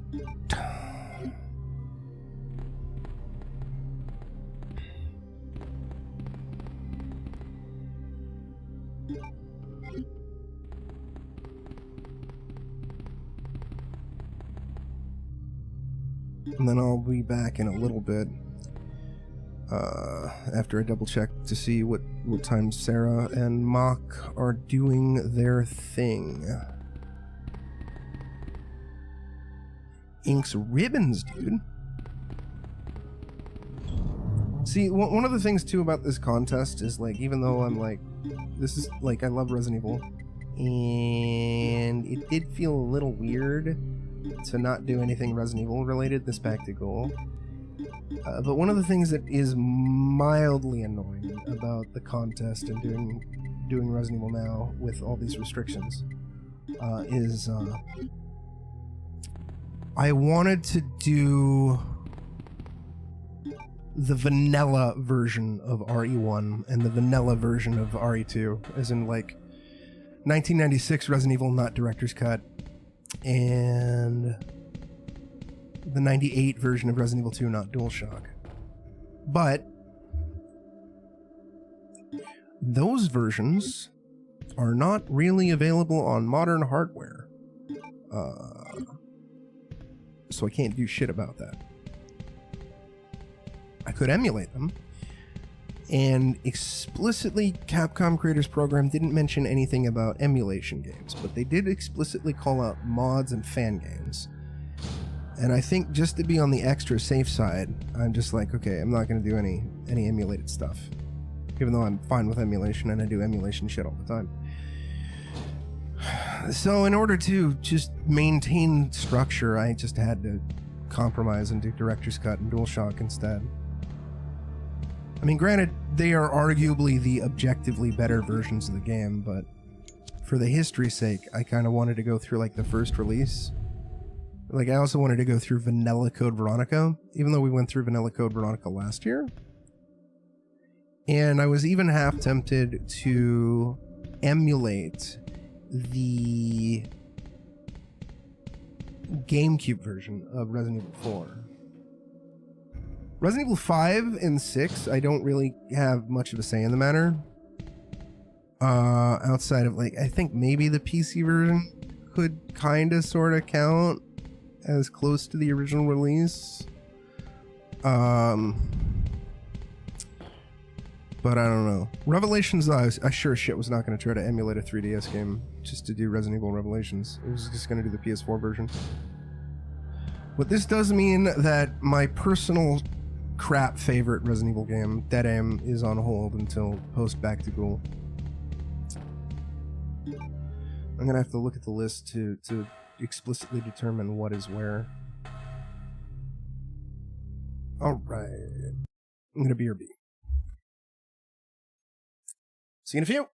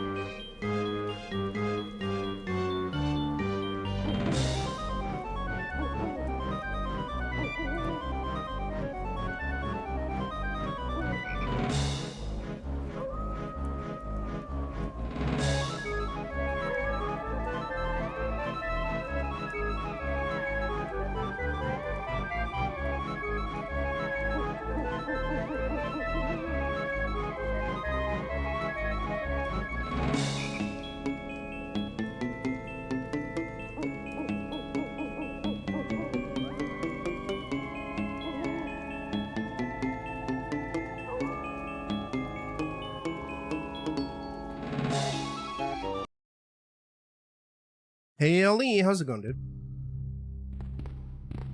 Okay. We got the Birkin fight coming up.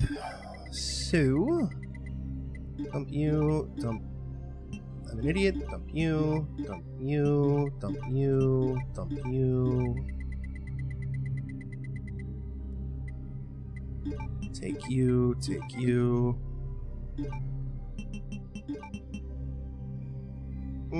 No, you know what? We got plant monsters coming up. So I should save the flame rounds for that. Even though I think we have more than enough. Okay.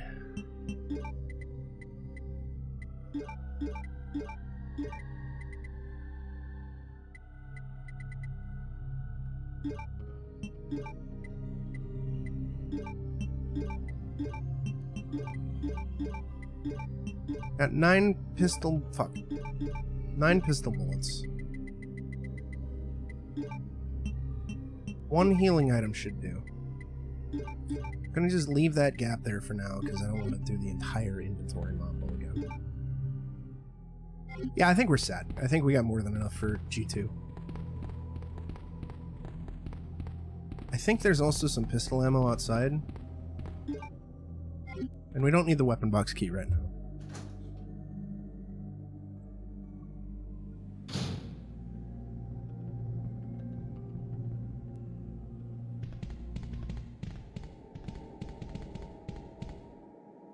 There is! Also, I actually, now that I think about it, I might have missed a key inside there. I think. Let's double check.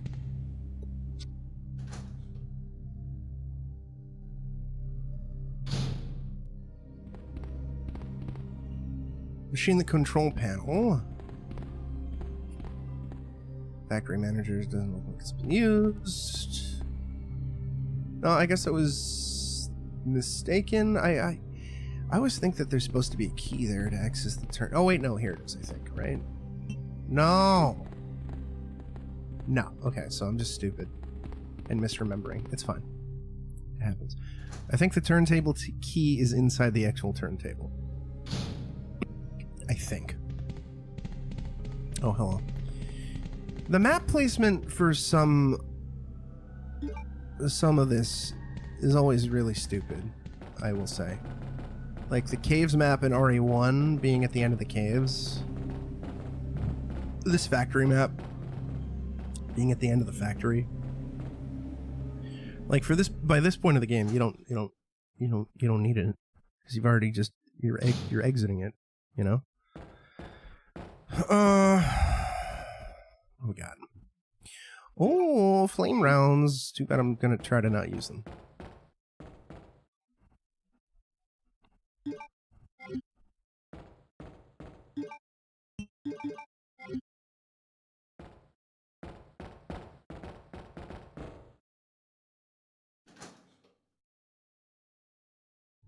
Yeah, we're gonna beat Claire A right out, and then I'll be back later tonight with Leon B. probably after some Faz bullshit with Sarah and Mock. I might do also some Faz bullshit on Friday with Sarah and Mock. Or Sarah and others, rather. I don't know if Mock's going to be there. And tomorrow I'll dive into Faz for like an hour just to check out the Halloween update and see what bullshit there is.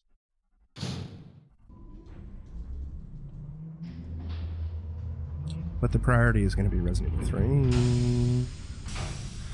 We're also going to do like an hour of Lacerator. So I can see all the hubbub and get at least a little bit of a stream in. It's going to be good. It's going to be fun. It's going to be spooky.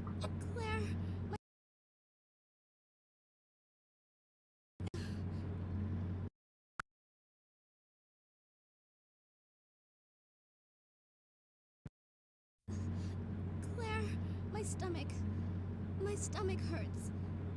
Just realized I was muted. I don't know when that happened, but whatever. Hang in there, Sherry. Your forehead's burning up.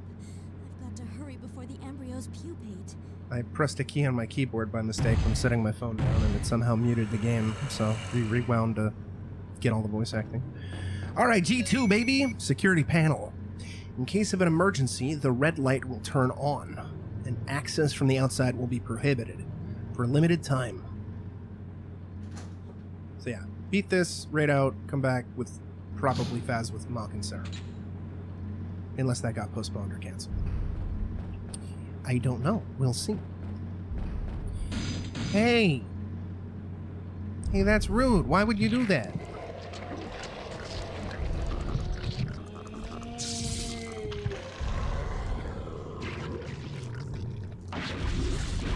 Hey! Hey, you stop that. Mister? Uh-oh. Birkin? Berkey boy. Get away from me.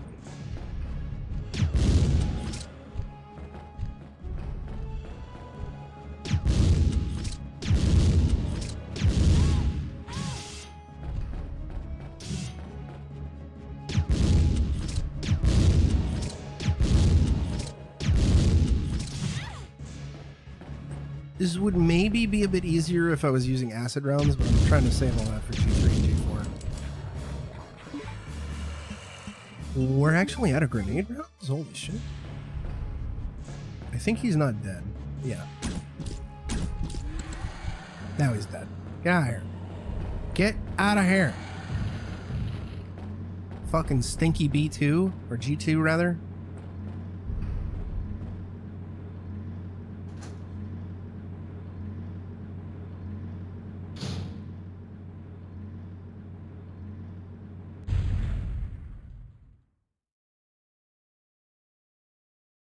Sherry.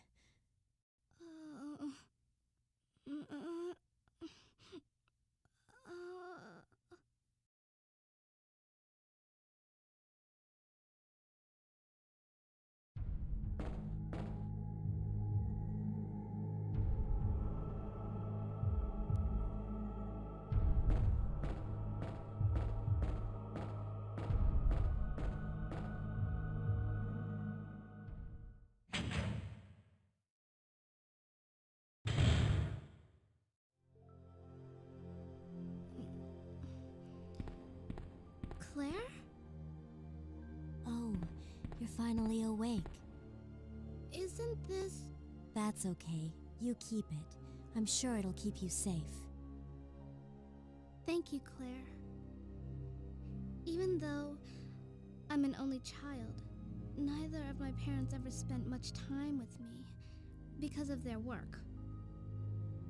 I grew up alone, but now that you're with me, I finally have someone to rely upon.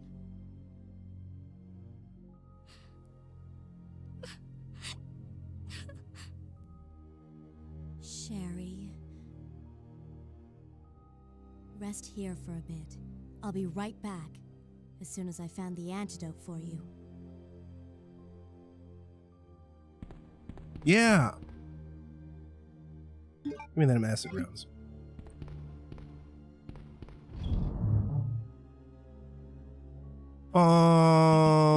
We can dump this.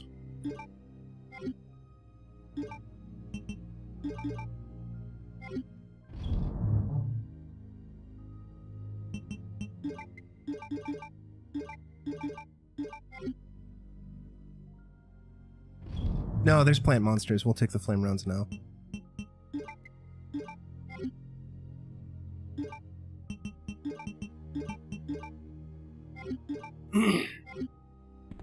Actually, that's another thing, now that I think about it, in terms of comparing Resident Evil 2 to its remake.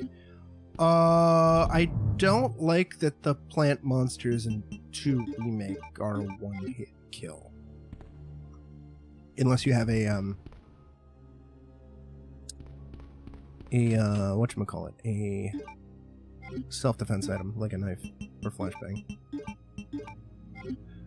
And their more humanoid design is fine, I guess, but I kind of miss their goofier, more plant-like design, you know?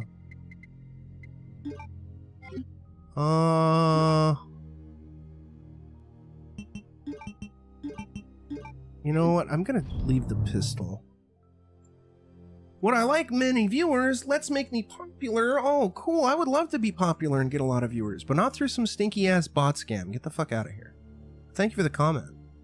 Thank you for the chat message. Ya hoser.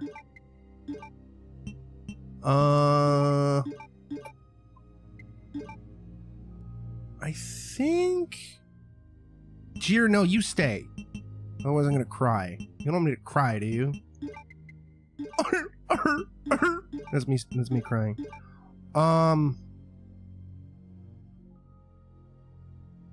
No, we can stash this for now. There's an item box in between.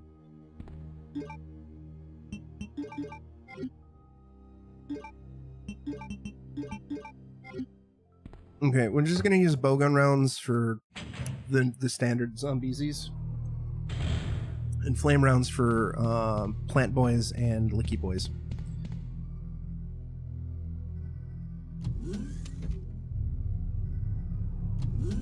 Jeer, you love plant boys. That's why they call you Plant Boy Jeer.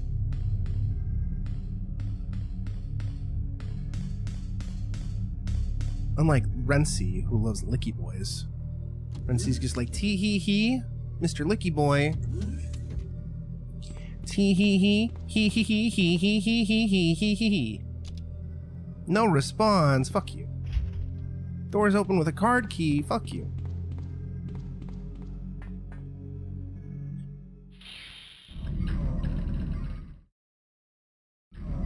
I also miss this old lab design, dude.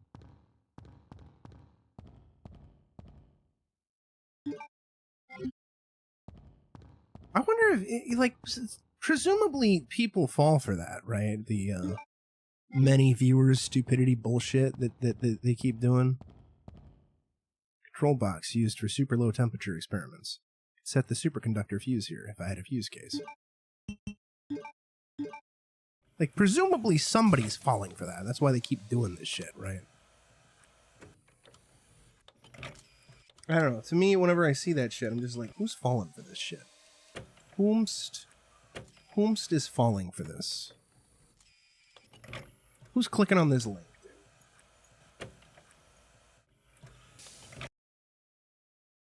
Jer, you better not be clicking on that link. I wasn't going to be very upset with you.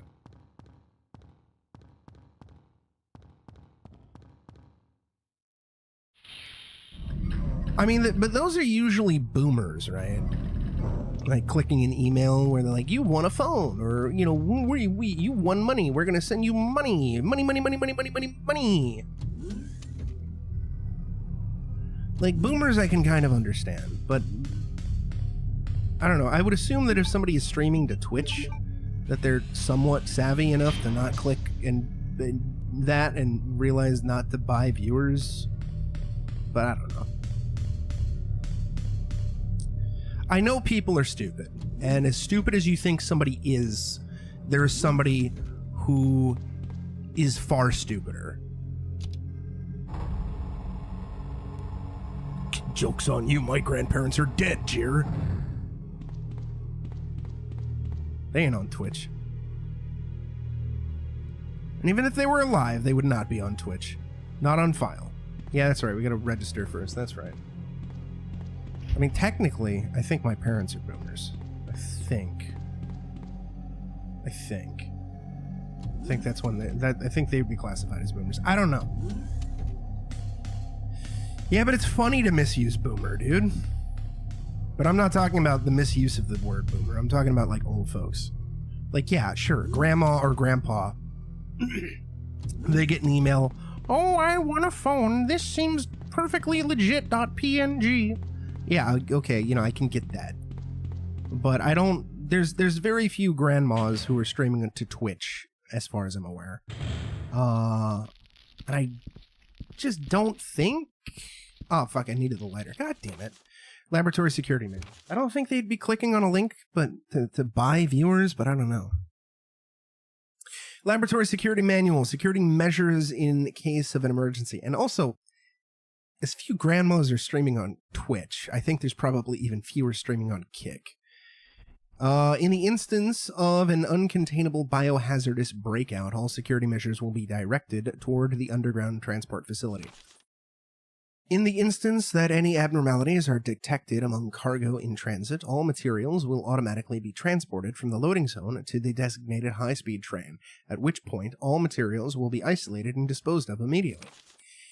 In the instance of a Class 1 emergency, the entire train will be purged and disposed of without delay.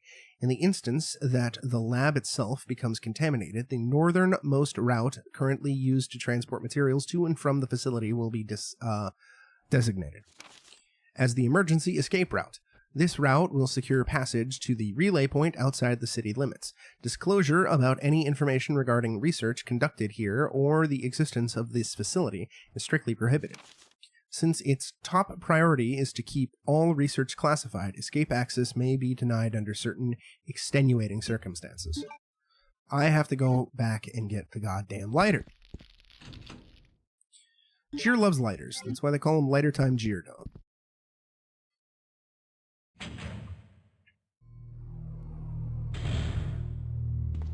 But I think this means we have spawned a bunch of naked zombies. And Ashiwal loves naked zombies. That's his favorite kind of zombie. That's why his favorite zombie is Trash from Return of the Living Dead. Because it's Linnea Quigley, with her hoo-ha's out.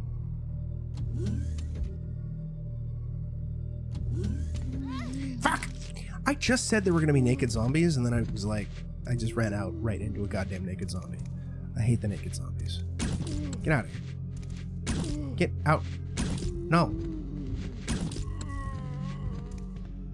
Go away.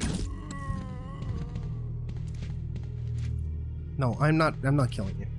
I think they despawn when I go in and come out, and they only just respawn whenever I come back through that one route. It's really, really, really annoying. I hate them. I hate them. Also, you know, as a kid, I was always stressing about not using first aid sprays, because that's kind of like a general requirement for a lot of the later Resident Evil games in order to get a higher rank, because I wanted a high rank in order to get like the cool rocket launcher or whatever. And then now here I am years later, and it's like especially in like the games where there is a rank, even if I'm not aiming for the rank, I just don't use them. And it's easy. It's not too bad. It ain't too bad is what I'm saying. Chat, cue the Guts theme.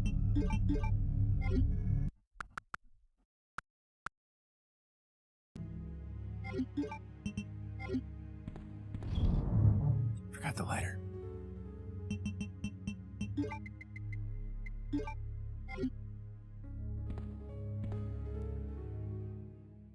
Chat, I forgot the lighter.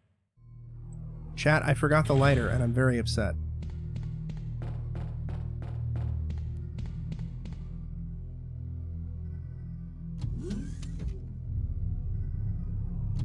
It's not fail. It's not fail, chat.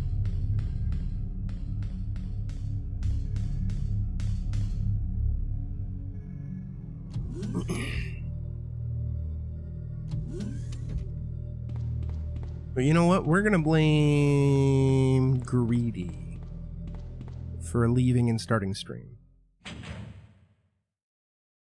As to why I forgot the lighter. It's entirely her fault. Hey. Hey. Get out of here. Spooky boy.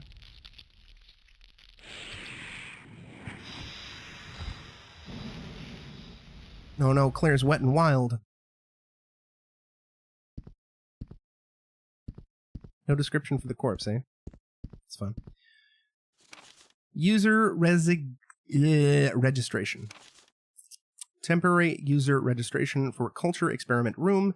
Username guest, password none, valid for 24 hours. Cheer loves passwords.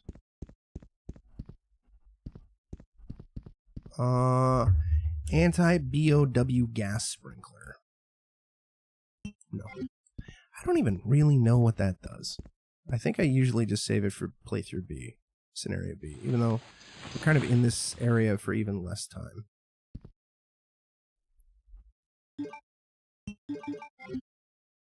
There's some liquor betas in here, some tricky licky boys.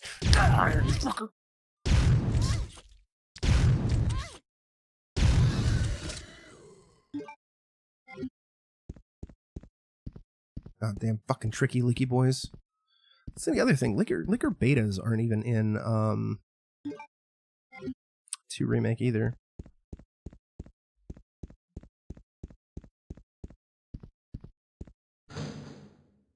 Oh cool, normie nades. Normie nades actually might be better for liquors. I don't remember the exact damaged stuff, outside of the fact that I know flame rounds work best on plants, acid rounds work best on like liquors and bosses, most bosses. This is especially powerful against living things. Hey, get out of here, you goofy son of a bitch. Don't you spit at me. What the fuck, dude? What are you, a quitter?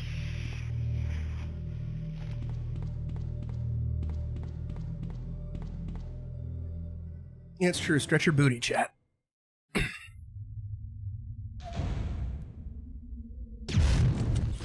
the fuck? Fucking die, dude. The fuck do you think you are? Okay, I'm not gonna immediately pop these. I'm gonna wait.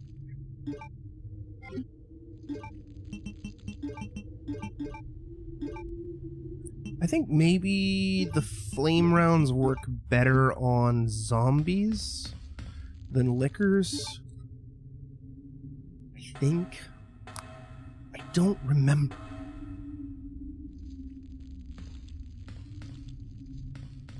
And I know we got a couple more liquor betas in this next room. Which is why I swapped to normie grenades. Because I think it'll work better. Granted, liquor betas have more health than normie liquors.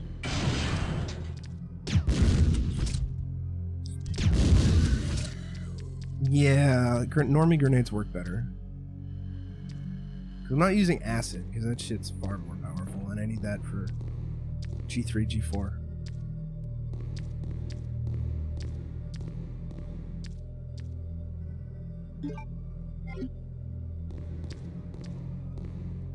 But also the grenade launcher has that nice spread, too.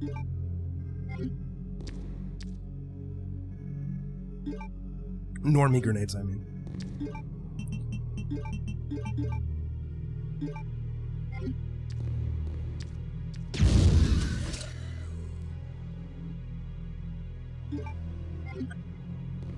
Excuse me. Sorry, chat.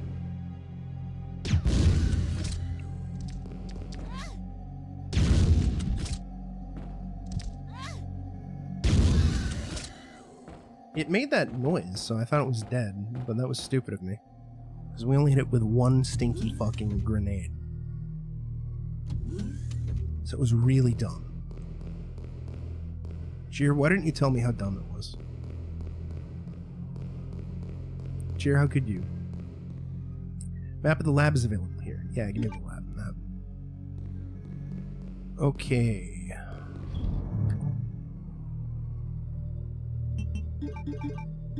Dump the ribbons, dude. Dump the herb.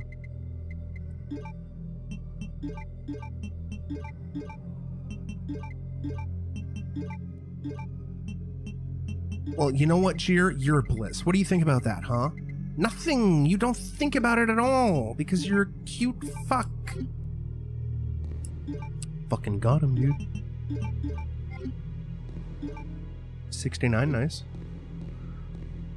Well, so I announced this at the start of the stream, but since there's more people here, today is a special Back to Ghoul Day, chat. Today is the 69th day in a row that I've streamed without taking a day off. Now, on top of the meme, haha, nice, 69 days, haha, haha, haha, this means I have tied my previous record for consecutive streams in a row. And that means tomorrow, when I start my stream, I'll have broken my record.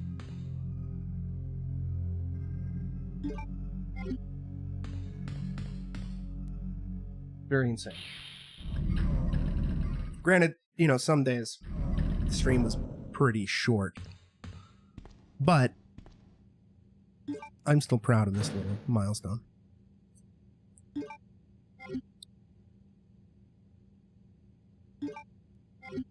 Although I'm more proud of chat.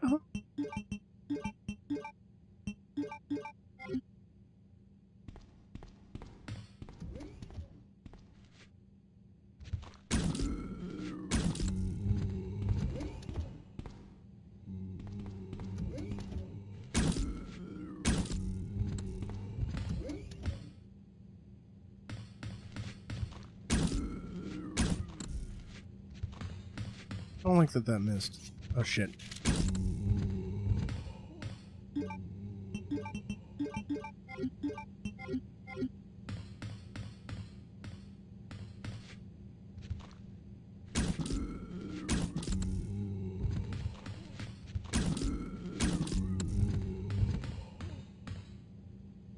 I think it's Code Veronica where the bowgun is kind of poopy. I think. Although the bowgun does get explosive bolts, which is pretty good. Vaccine synthesis machine. Lid is open. The base vaccine must go inside.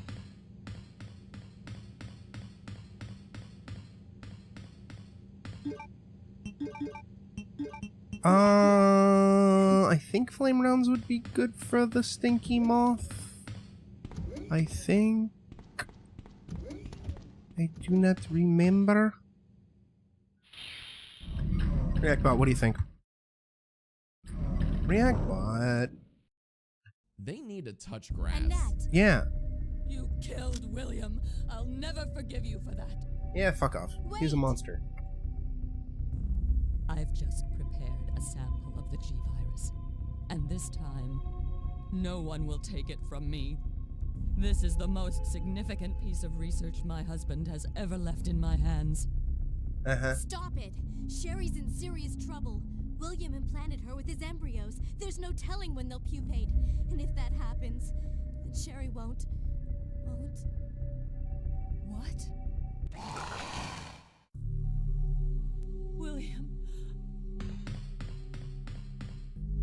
Okay, goodbye. Have fun dying.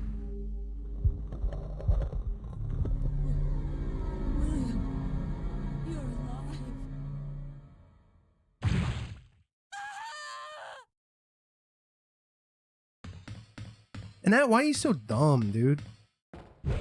Okay, goodbye. William is still alive. He's getting stronger with each skin he casts off. Yeah. Sherry! Tell me what I need to know. How can I save Sherry? A bullet in her. I have detailed information. Everything you need to know to prepare the antidote is right here. Oh, it's a good thing that she had that and it's not ripped apart or covered in blood. Instructions for synthesis of the G-Virus antigen. G-Vaccine, codenamed Devil. Any beings infected by the G virus will reproduce through the impregnation of an embryo within another living being. Unless rejected by the host, the embryo will undertake a process of gradual cellular invasion, infecting the host's cells on a molecular level as it rewrites their DNA. Once the metamorphosis is complete, the host will be capable of continuing this cycle of self-replication. The duration of time for the process to run its course will vary from subject to subject. In the early stages of the cellular invasion, it is possible to halt progression of the metamorphosis through the administration of the G vaccine antigen. The following procedure details its synthesis. The vaccine creation requires the base vaccine. This can be arranged by the activator VAM. First, set the empty cartridge to the VAM and activate it. After several moments, the process will be completed, and the white-colored base vaccine will be set in the cartridge automatically. Then confirm the green light is on, remove the cartridge, and proceed to the next step. Once the base vaccine has been prepared, set it in the vaccine synthesis machine located in the P4 level experiment room. The machine is fully automated and only requires the user to push the sequence start switch. At this point, the program will run automatically, and synthesis will be complete within approximately 10 seconds.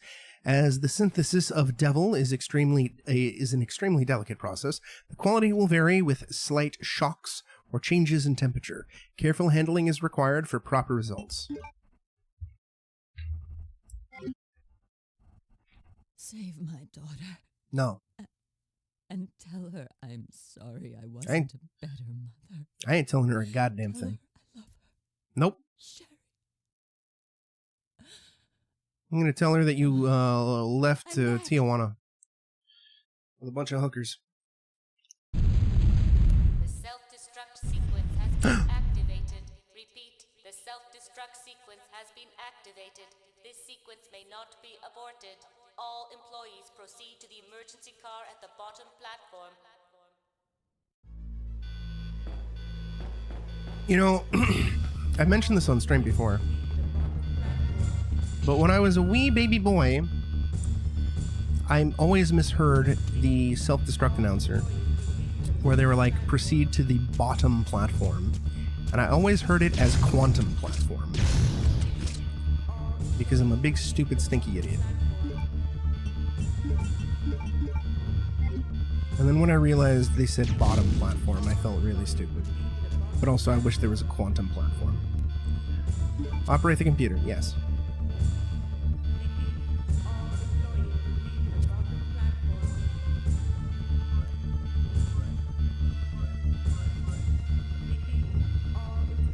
James is an idiot. He misspelled guest.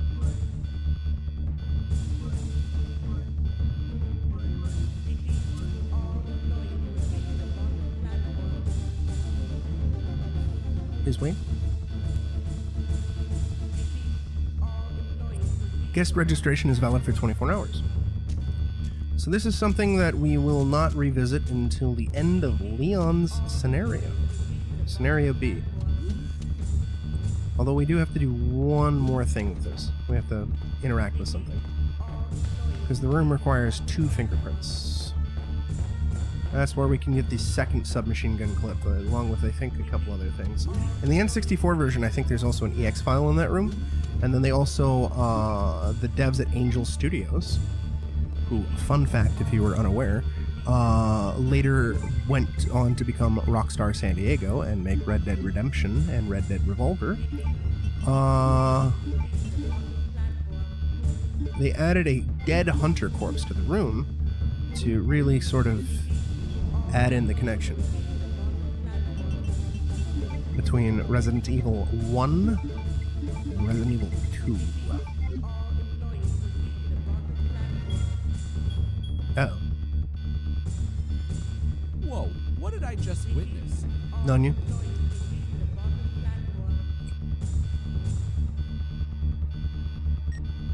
Leon, we made it.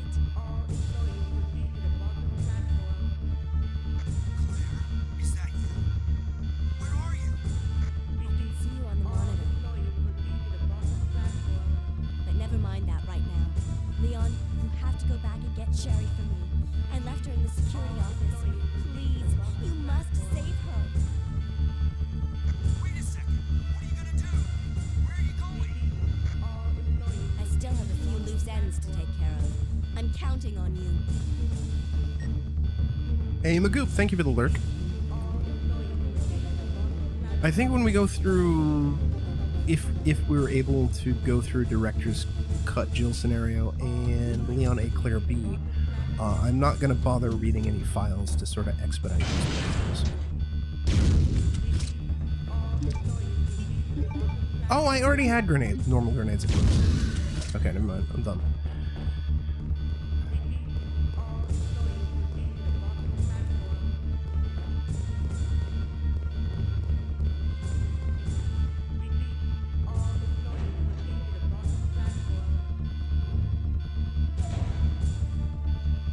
This also might be my favorite self-destruct theme in the entirety of the franchise.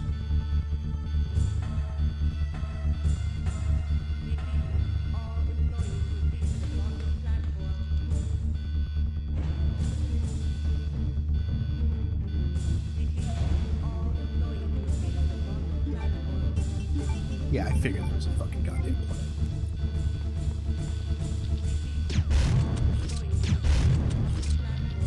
You dead? You're dead, but the other one, but who cares?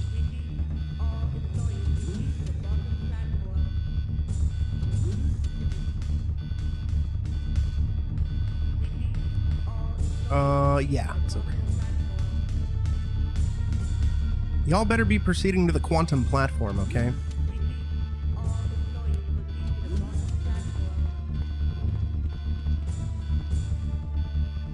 All right, it's over here. 2 or more staff needed. 2 or more staff need to be present to enter. Commencing with fingerprint verification. Will you proceed? Yes. Fingerprint verified. Commencing with secondary fingerprint verification. Will you proceed? No. We can't. We will revisit that in Leon's campaign.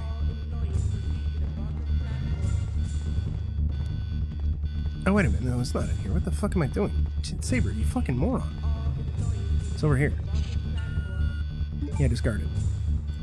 Get it out of my sight. Get this shit out of my...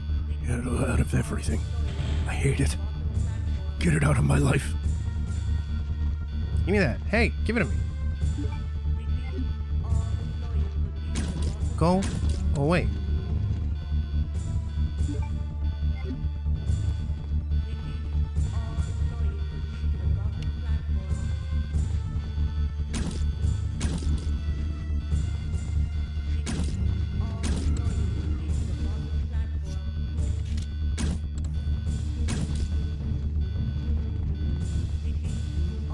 Activator VAM for base vaccine synthesis. There's a hole to set the cartridge.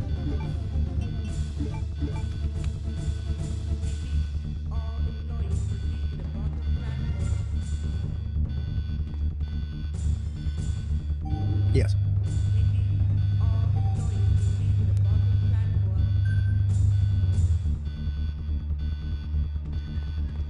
Okay, where... Mo disc, dude. Mo disc, mo problems. I always get excited when I see the Mo disc. In every one of these games. I don't even know what the Mo is supposed to stand for. You know, I came from the era where fucking floppy disks and zip disks were a thing, and I don't know what the MO stands for.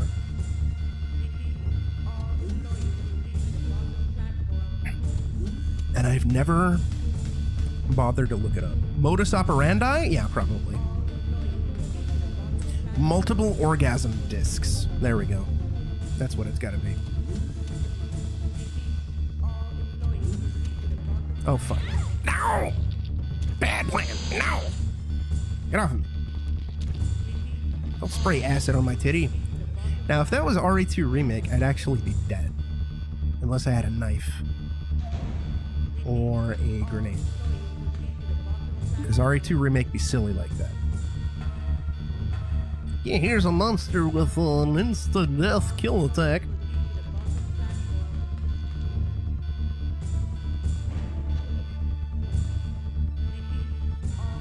You know, I also don't know why... Oh, fuck. Granted, it's normally associated with the more recent Resident Evil games. But... I don't know why they never brought back mercenaries for, like, Resident Evil 2 Remake or 3 Remake.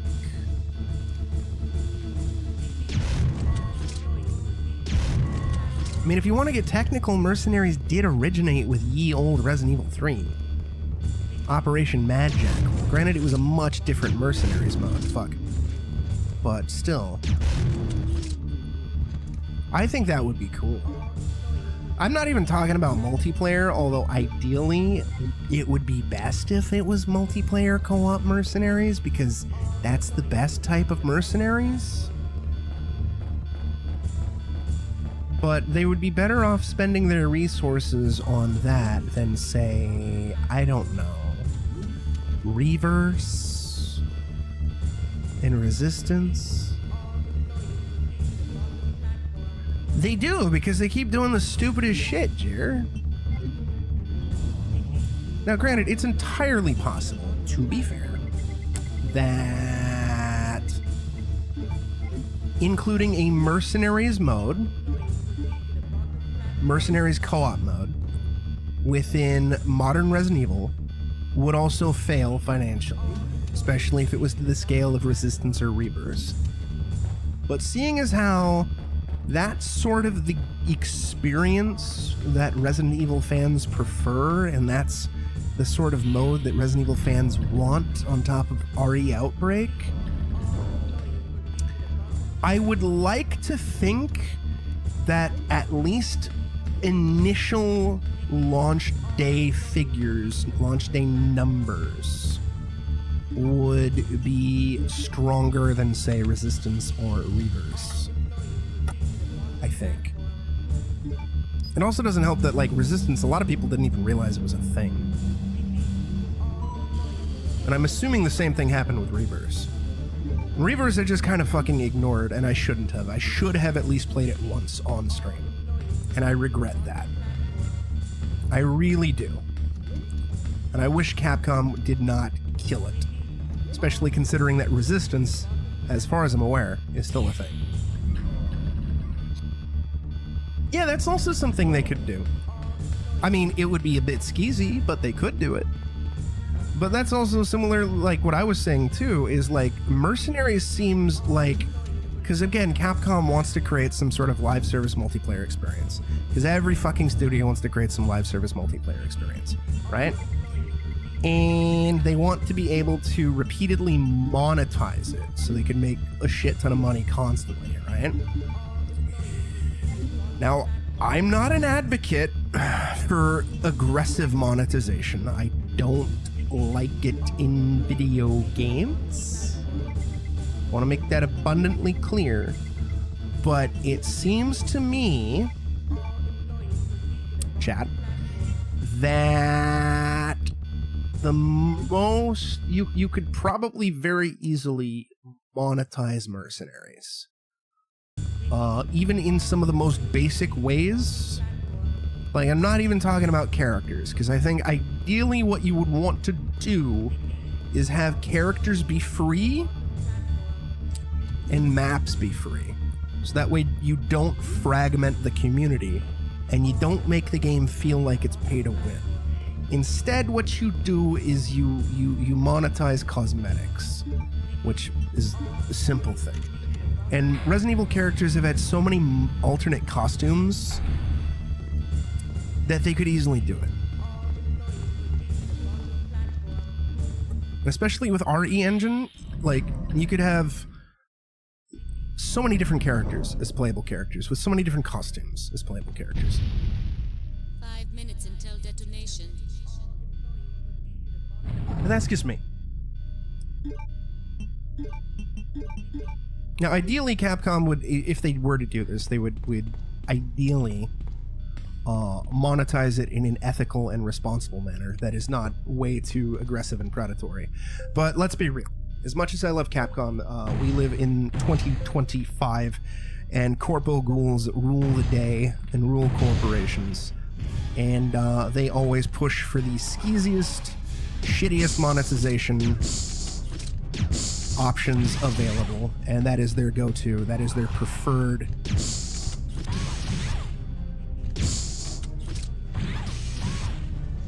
That is their preference. Okay, we're still good. Okay, second phase. I'm trying to save the full heal for when we're at, like, orange. But I do know that, especially in phase 4, Birkin has some really heinously powerful attacks that can and will, fuck, we missed, fuck me up real good. There's actually been a couple instances where we got 11 acid rounds.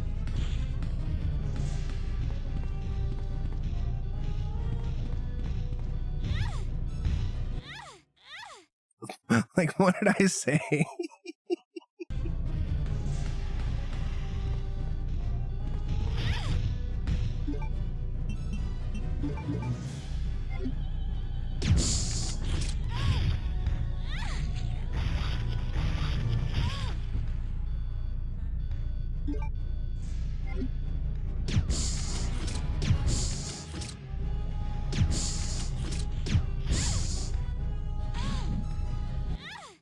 I was hitting the menu button, game.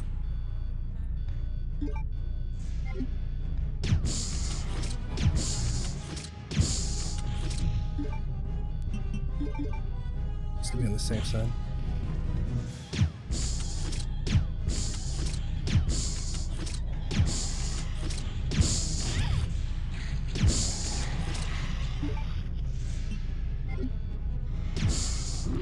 Oh, final acid round, baby. That's game, basically. Just gotta get to the train, which will take like 30 seconds, and watch the credits and make our save. If I recall, I think the US version of the game does not have S rank, even though we technically, the highest rank is technically S rank. I think I'm probably gonna get a B rank due to time. No use of aid sprays and saves will give us a higher score though. B rank is my guess.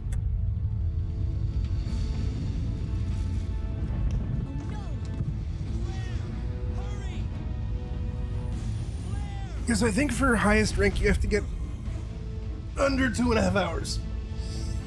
And granted, we're at 4.5 hours of stream time, and there is a bit of discrepancy with the pauses, the BRBs. But I still think we're probably 3.5 in-game time. Like last night's director's cut stream. Sherry's unconscious. I have the antidote. It was like 6 hours of streaming, and in-game it was like a little under 5, I think. Claire, what's happened? Not now. Come on, Sherry, wake up. Wake up. Please wake up. Claire? Where am I? It worked! Oh, Sherry, you're gonna be okay. Thanks, Claire. It's over. No. I have to find my brother. You're right. This is just the beginning.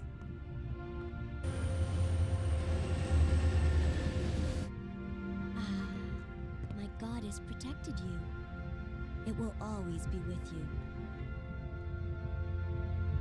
Claire. Sherry.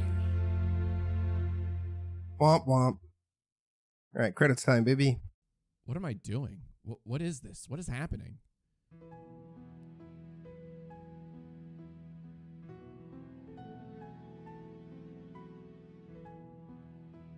Yay! So yeah, once the credits are done and we make our save, I raid out. I'll be back in a little bit with presumably Faz with Sarah and Mock. And then afterwards, some more Resident Evil 2, where we will do Leon B. And then tomorrow, we're going to kick things off hopefully around 10 a.m. Pacific. Hopefully, because that's when I can start streaming it. We're going to be kicking things off with Lacerator. It's a brand new horror adjacent PC game. I'm going to stream that for around an hour. Then we will hop into Phasmophobia for about an hour because of the new Halloween event, so we can check that out and get that on stream. Even though if it is like the Easter event, the majority of my playtime with the Halloween event is going to be off stream because it's going to be pointless, tedious, fucking goddamn grinding. And then we'll dive into Resident Evil 3 Nemesis. Jennifer Hale's Annette Birkin. What the fuck? I didn't know that. Unless they just misread the credit. Or it's a different Jennifer Hale. And then we'll dive into Resident Evil 3. And then Friday is Sarah's affiliate anniversary, and she wants to do a little bit of Faz with me. I don't know the time, though. But the majority of Friday will be spent doing Resident Evil Code Veronica. My hope is to clear Code Veronica in a single day. Also, I was mistaken, chat. I've been initially, when I was been talking about this, the order of events, order of games, I was like, okay, so that would mean Resident Evil 4 is on Saturday. No. Incorrect. Wrong. Resident Evil 0 would be Saturday. RE0 on Saturday. If we can beat Code Veronica on Friday. And that would mean RE4 on Sunday.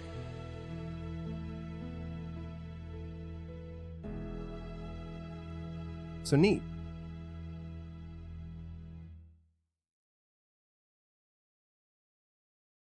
B rank.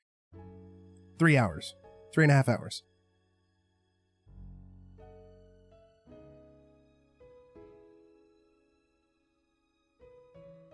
Hey, I was right, but we got an A rank, so I was actually like slightly, you know. I want to save the video so I have a screenshot because I wasn't up enough to take whatchamacallit, a screenshot for the ranking so I can have it at the end. 5 minutes, why not?